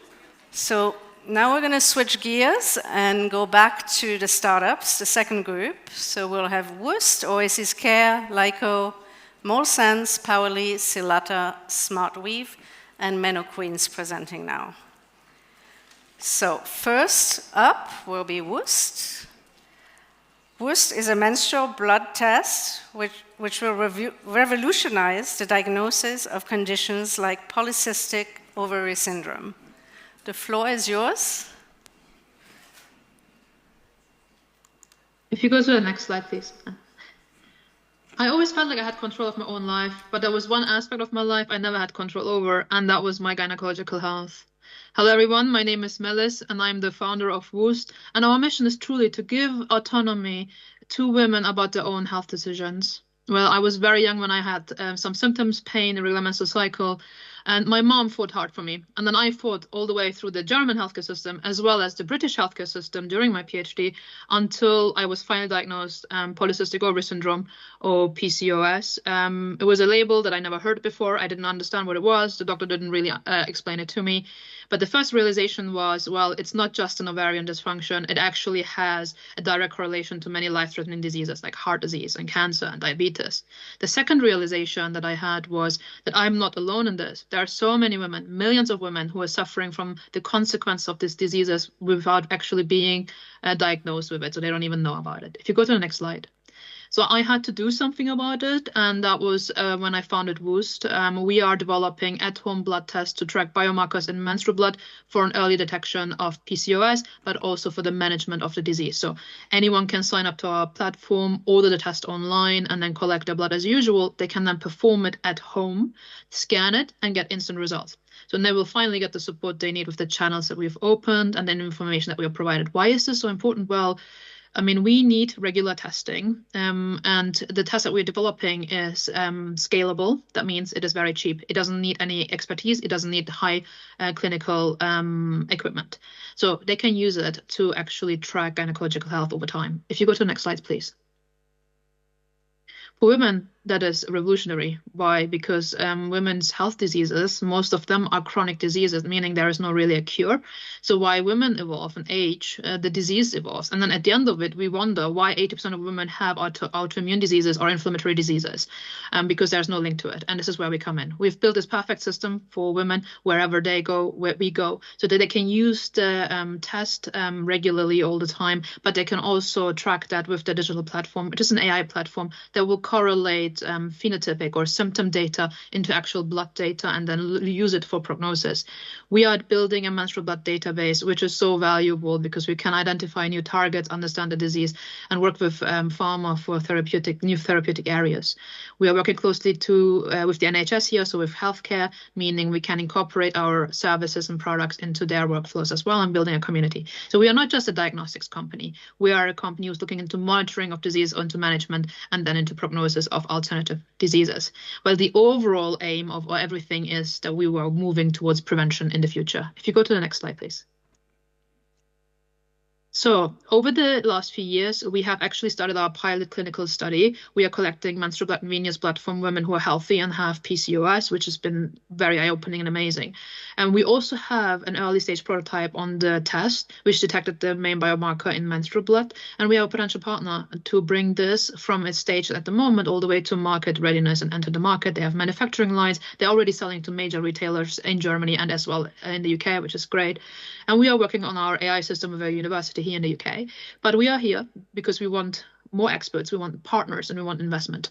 So if you are interested in co-developing an aspect, or if you want to contribute or distribute our study into your clinic, please do reach out. We have achieved everything with grants so far, but we are fundraising. So if you're an investor, do reach out as well. Thank you so much.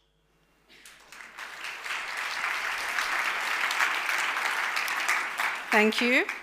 Next up, we have Oasis Care, which is a medical device which prevents perineal tears and injuries during vaginal birth. Oasis Care. Hello, everyone. Yeah. Hi, Charlotte.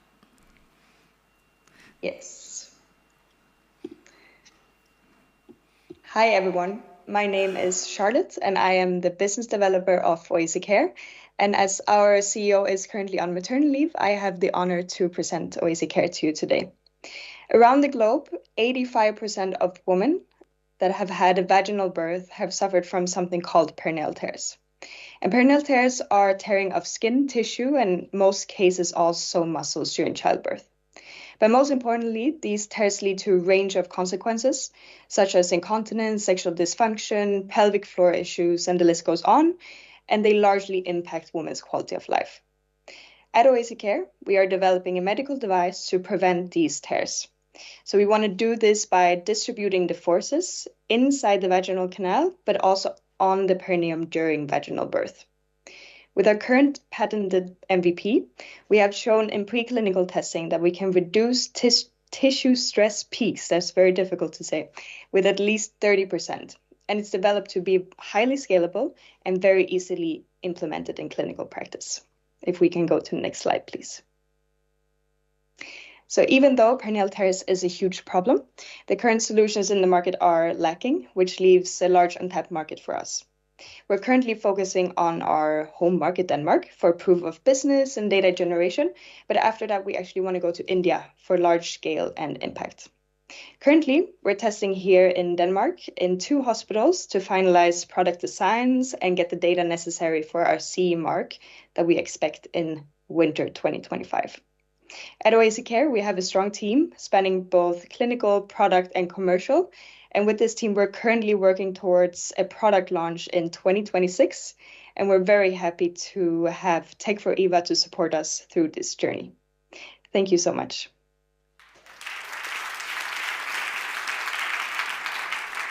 Thank you, Charlotte. Now we have LICO, which is a sustainable vacuum extractors that improves maternal and child health outcomes. The floor is yours. Great.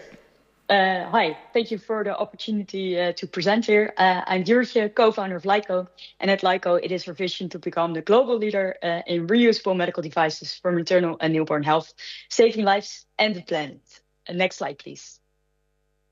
So why reusable devices? Well, disposables are a big problem. Every year we spend 16 billion euros solely on disposable devices used in maternal and newborn health.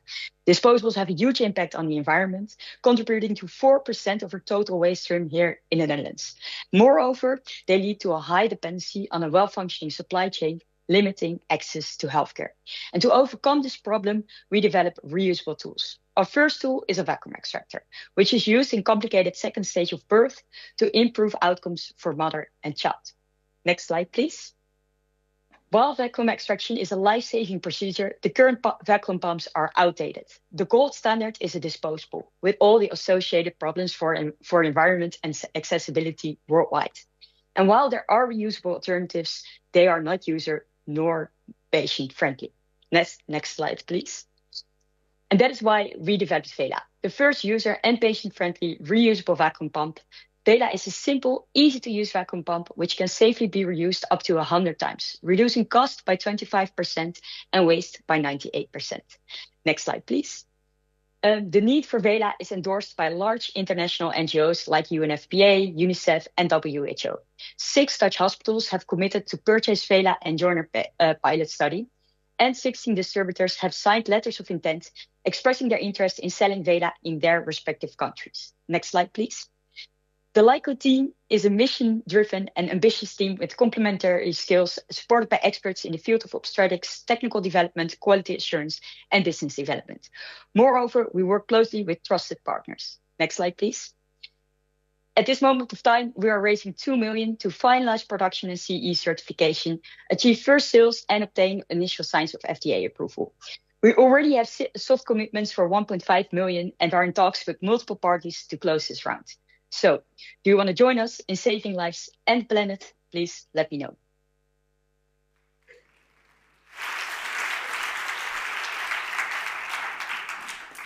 Thank you.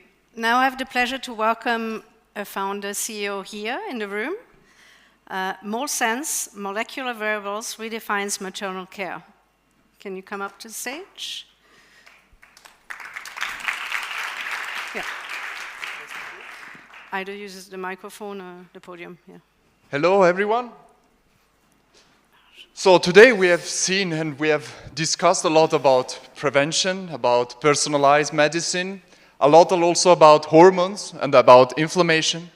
And this is exactly what we are doing at MolSense. And we are showing you now exactly how we are seeing the future, starting from a specific need in maternal health. And starting with how pregnancy is normally conducted nowadays. Okay, so this is PDF, great. Good, so current healthcare model is based on what happens episodically during pregnancy. And we don't have animation over here, but basically what happens nowadays is episodic bulk withdrawal during all the trimesters. This means checking the clinically relevant biomarkers, inflammatory or hormones, and comparing them, blue and red over here, comparing them with population-based, with ranges which comes from population-based clinical trials, meaning they do not account for individual variations like genetic, ethnicity, or patient history.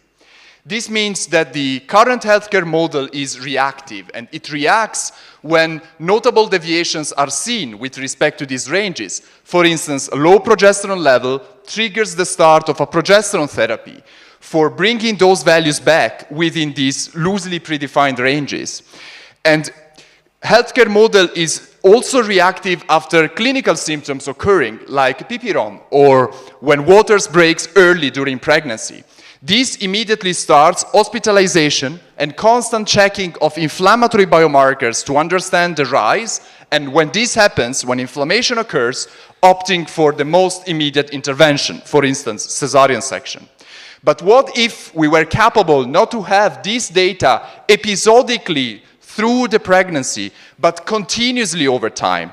This means that if we could come back to the same pregnancy journey, being capable to understand rise and fluctuations of these molecules, we might have been capable to analyze and have realized to have missed an infection in the early first trimester, or to have potentially administered unavoidable progesterone therapy, or miss the chance of early treatment when treatment is most effective. Well, these are hypotheses. We don't have this data nowadays. And this is exactly what at Mollison's we are doing with our molecular wearable. It's a patch on the belly capable to continuously and non-invasively track those clinically relevant biomarkers, inflammatory and hormones, in order to provide the data doctors need capable for them to act. And with our molecular wearables, we have actually, over the last year, raised over $1 million, assembled our team, partnered with Swiss leading hospitals, and we are now actively looking for funding. And we are very happy this year to be in the Tech4Eva cohort, and thank you very much for that.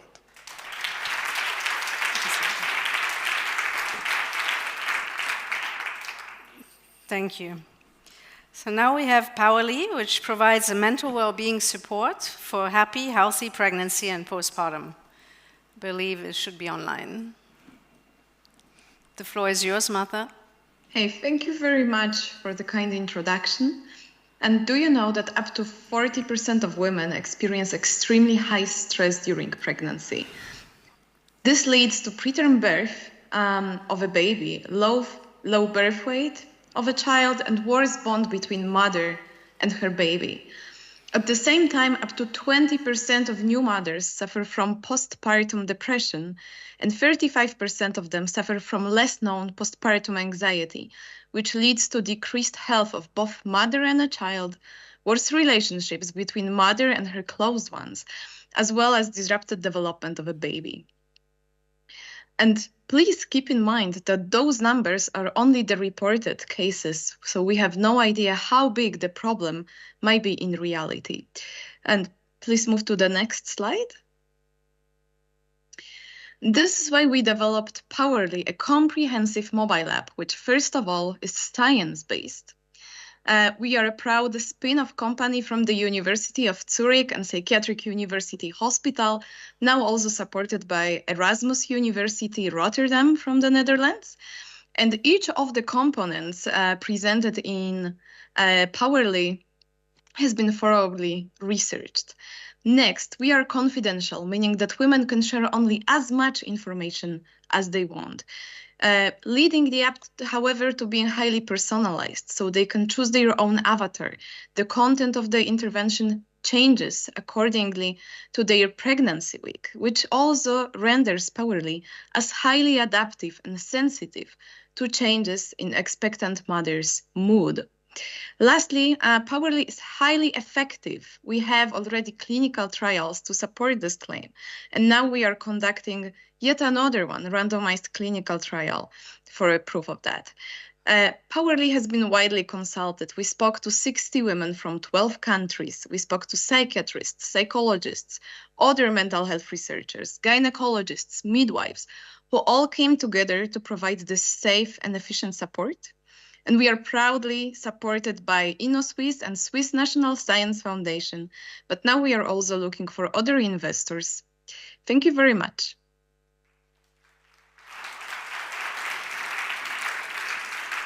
Thank you. Now we have Silata is here in the room as well, I believe. Here is the clicker. So Silata is a mobile app which provides a safe workplace by breaking taboos around topics often overlooked, like menopause. Hi everyone, I'm Veronique. I'm the founder of Silata, and we're super excited to be part of Tech4Eva because we focus on the workplace, and in the workplace, 3 out of 4 women struggle with health issues but don't get the right support. So I guess all of you here are working somewhere in some way. So I have a question. How engaged are your employees? According to Gallup, the average in Europe is a shocking 13%. Now, what if I told you that that could go up to 93%? Would you want to know the secret? Is by creating a true psychologically safe environment where the normally ignored topics are addressed, like the unseen health issues.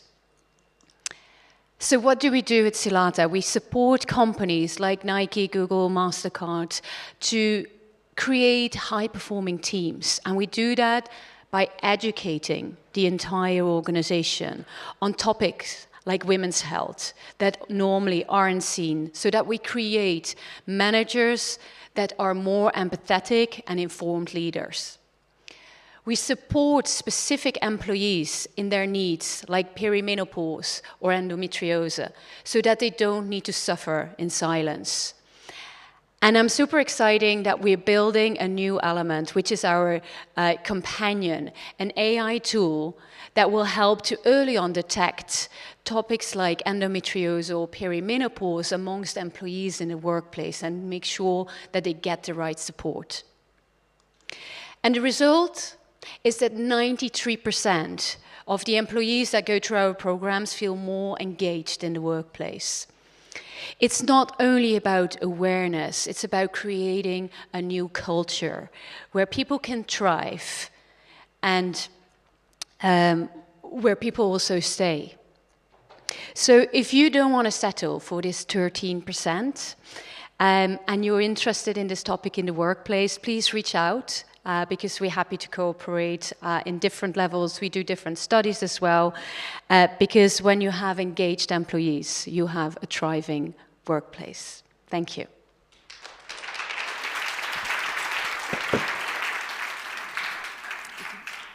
Thank you. Thank you. So now we have 2 more presentations, which are both online.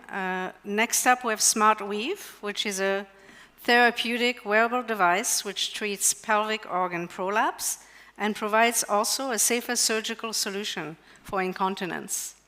The floor is yours. It's great to be here and really an honor to be part of the Tech4Eva cohort. The problem that SmartWeave is addressing is frankly one of these taboo topics that lies under the surface, but it points to an enormous set of opportunities and social taboos around incontinence and related conditions, and that results in continence care treatments that are often focused on repair rather than prevention or restoration. I'm not sure whether people here are aware of the fact that almost 1/3 of women, especially starting in their mid-30s and on to well into old age, suffer from continence-related disorders. And the treatments that have been doled out over the last few decades have often been one-size-fits-all types of approaches, which lead to incomplete recovery, recurrence rates that are quite high, complications that are frequent, and ultimately high health system costs. These kinds of maladies can stem from, of course, childbirth and postmenopausal types of situations, but then, of course, are also tied to aging-related factors. So this is really a significant problem, and one that we at SmartWeave are seeking to solve through a series of innovations. The next slide, please. Ours is a platform that's based on prevention and restoration through which is patient-specific, accelerates recovery, reduces complications, and lowers costs. We begin by generating a digital twin of that's faithful to every patient's particular anatomical and pathophysiological characteristics. So someone who is diabetic will have a different type of device or regenerative application than someone who is, has a different set of anatomical features, such as potentially even obesity.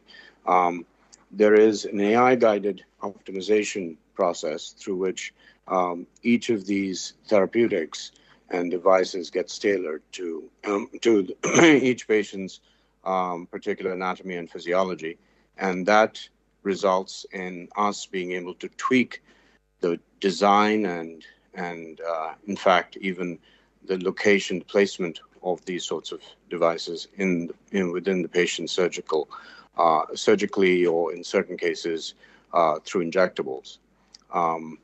We expect these solutions will significantly improve outcomes. And this expectation is borne out by the fact that we have, having been just about 2.5, 3 years old, have already been able to raise almost $20 million in non-dilutive funding and marquee partnerships for the business. These have come from technology and clinical collaborators at places like Stanford Medicine and other premier U.S. research institutions supported by the National Institutes of Health, California Institute of Regenerative Medicine, and other peer-reviewed institutions, pointing to the excellence of the approaches that we are taking. Our next plan is to take the pre-IND solutions that we now have to market through some of the formulations which are now at a pre-IND stage, and bring them to market in the next 2 to 3 years, and potentially revolutionize these significant issues. We are therefore raising about $10 million in a first round of institutional capital for the business, and expect that'll allow us to achieve these goals in the next 2 to 3 years. We are excited to be part of this Tech4Eva cohort, and hopefully through this build the partnerships both in Europe as well as in other parts of the world where we expect these treatments to be transformative. Thank you very much.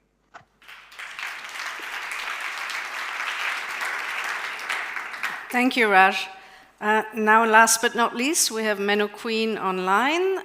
MenoQueen is a B2C platform offering curated content, tools, and a safe community space to understand menopause. Petra, the floor is yours. Yes, thank you very much. I'm very happy to be with you. And I'm Professor Petra Stute. I'm the founder of MenoQueens. I'm an OBGYN, head of gynecological endocrinology and the Menopause Center at the Inselspital in Bern in Switzerland. Can't you hear me? Yes. Okay. So I'm one of Europe's leading menopause experts. So menopause affects more than 50% of the global population, yet millions of women feel underinformed, underserved, and unsupported. And this critical phase in a woman's life is too often met with stigma, misinformation, and fragmented care. So the result? Misdiagnosis, reduced quality of life, and lost productivity at work. So what is our solution? It's the MenoQueens ecosystem. So MenoQueens is a nonprofit, science-based digital health platform and association that supports women, clinicians, and employers through the menopausal transition. So our modular solution, oh, sorry, next, are you already on the next one, please? So our modular solution spans 6 core pillars. So first, Meno Education, which are expert-led live webinars and evidence-based menopause care. Then Meno School, which is a structured menopause training program with CME credits for gynecologists. Then Menotech, a growing archive of all webinars for on-demand learning. And Menoblog and Podcast, which are weekly expert updates for lay people and professionals. Menoscience, which is a licensing platform enabling researchers to promote studies in women's health, and Meno at Work, a corporate health workshop curriculum tackling menopause in the workplace. So this ecosystem ensures continuity of education, care, and empowerment digitally and personally. So our current Meno Queens team consists of a board, an office, a social media and marketing expert, and a lawyer to support us. So Meno Queens already reaches over 10,000 on LinkedIn and 1,300 on Instagram, with more than 5,000 Black subscribers. So our partners currently include academic institutions, hospitals, SMEs committed to women's health innovation. So you may wonder, so why now? But menopause is finally receiving the global attention it deserves, and Meno Queens bridges the clinical, digital, and workplace gap at scale. Thank you very much for your attention, and I'm very proud to be in the cohort of Tech4Eva.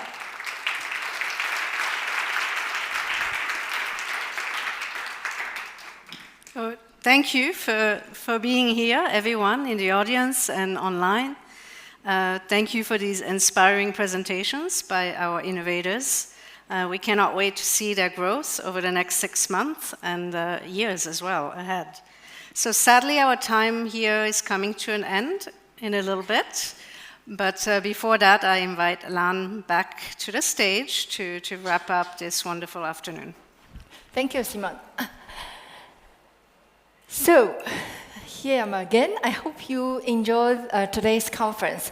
So we have deep dived into typical women's health issues like breast cancer. We talked about prevention and early detection and the treatment, etc., etc. Then you got chance to get to know 16 very innovative FemTech startups for this year's cohort. You have listened to their pitch today, and I hope you come back in 7 months after to listen to their pitch to appreciate the progress that they have made. As for my part, I'm really looking forward to work with these startups.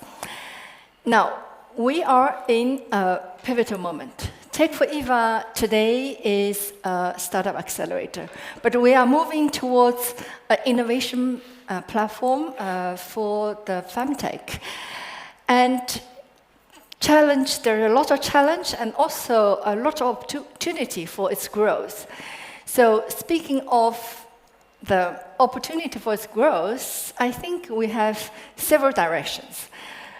If we talk about go to upstreams, which means that we try to build platform exchange of best idea, and also to co-create solutions, the brainstorming platform, to co-create solutions to bring them to the market. And this means that we need to strengthen our partnership with the research institute, like EPFL or other universities, so as to work with the scientists and try to help them to translate their research and bring it to the market. On the other hand, we also work to the downstream, which means that we would like to help market-ready startups and help them to implement their solutions into the healthcare systems.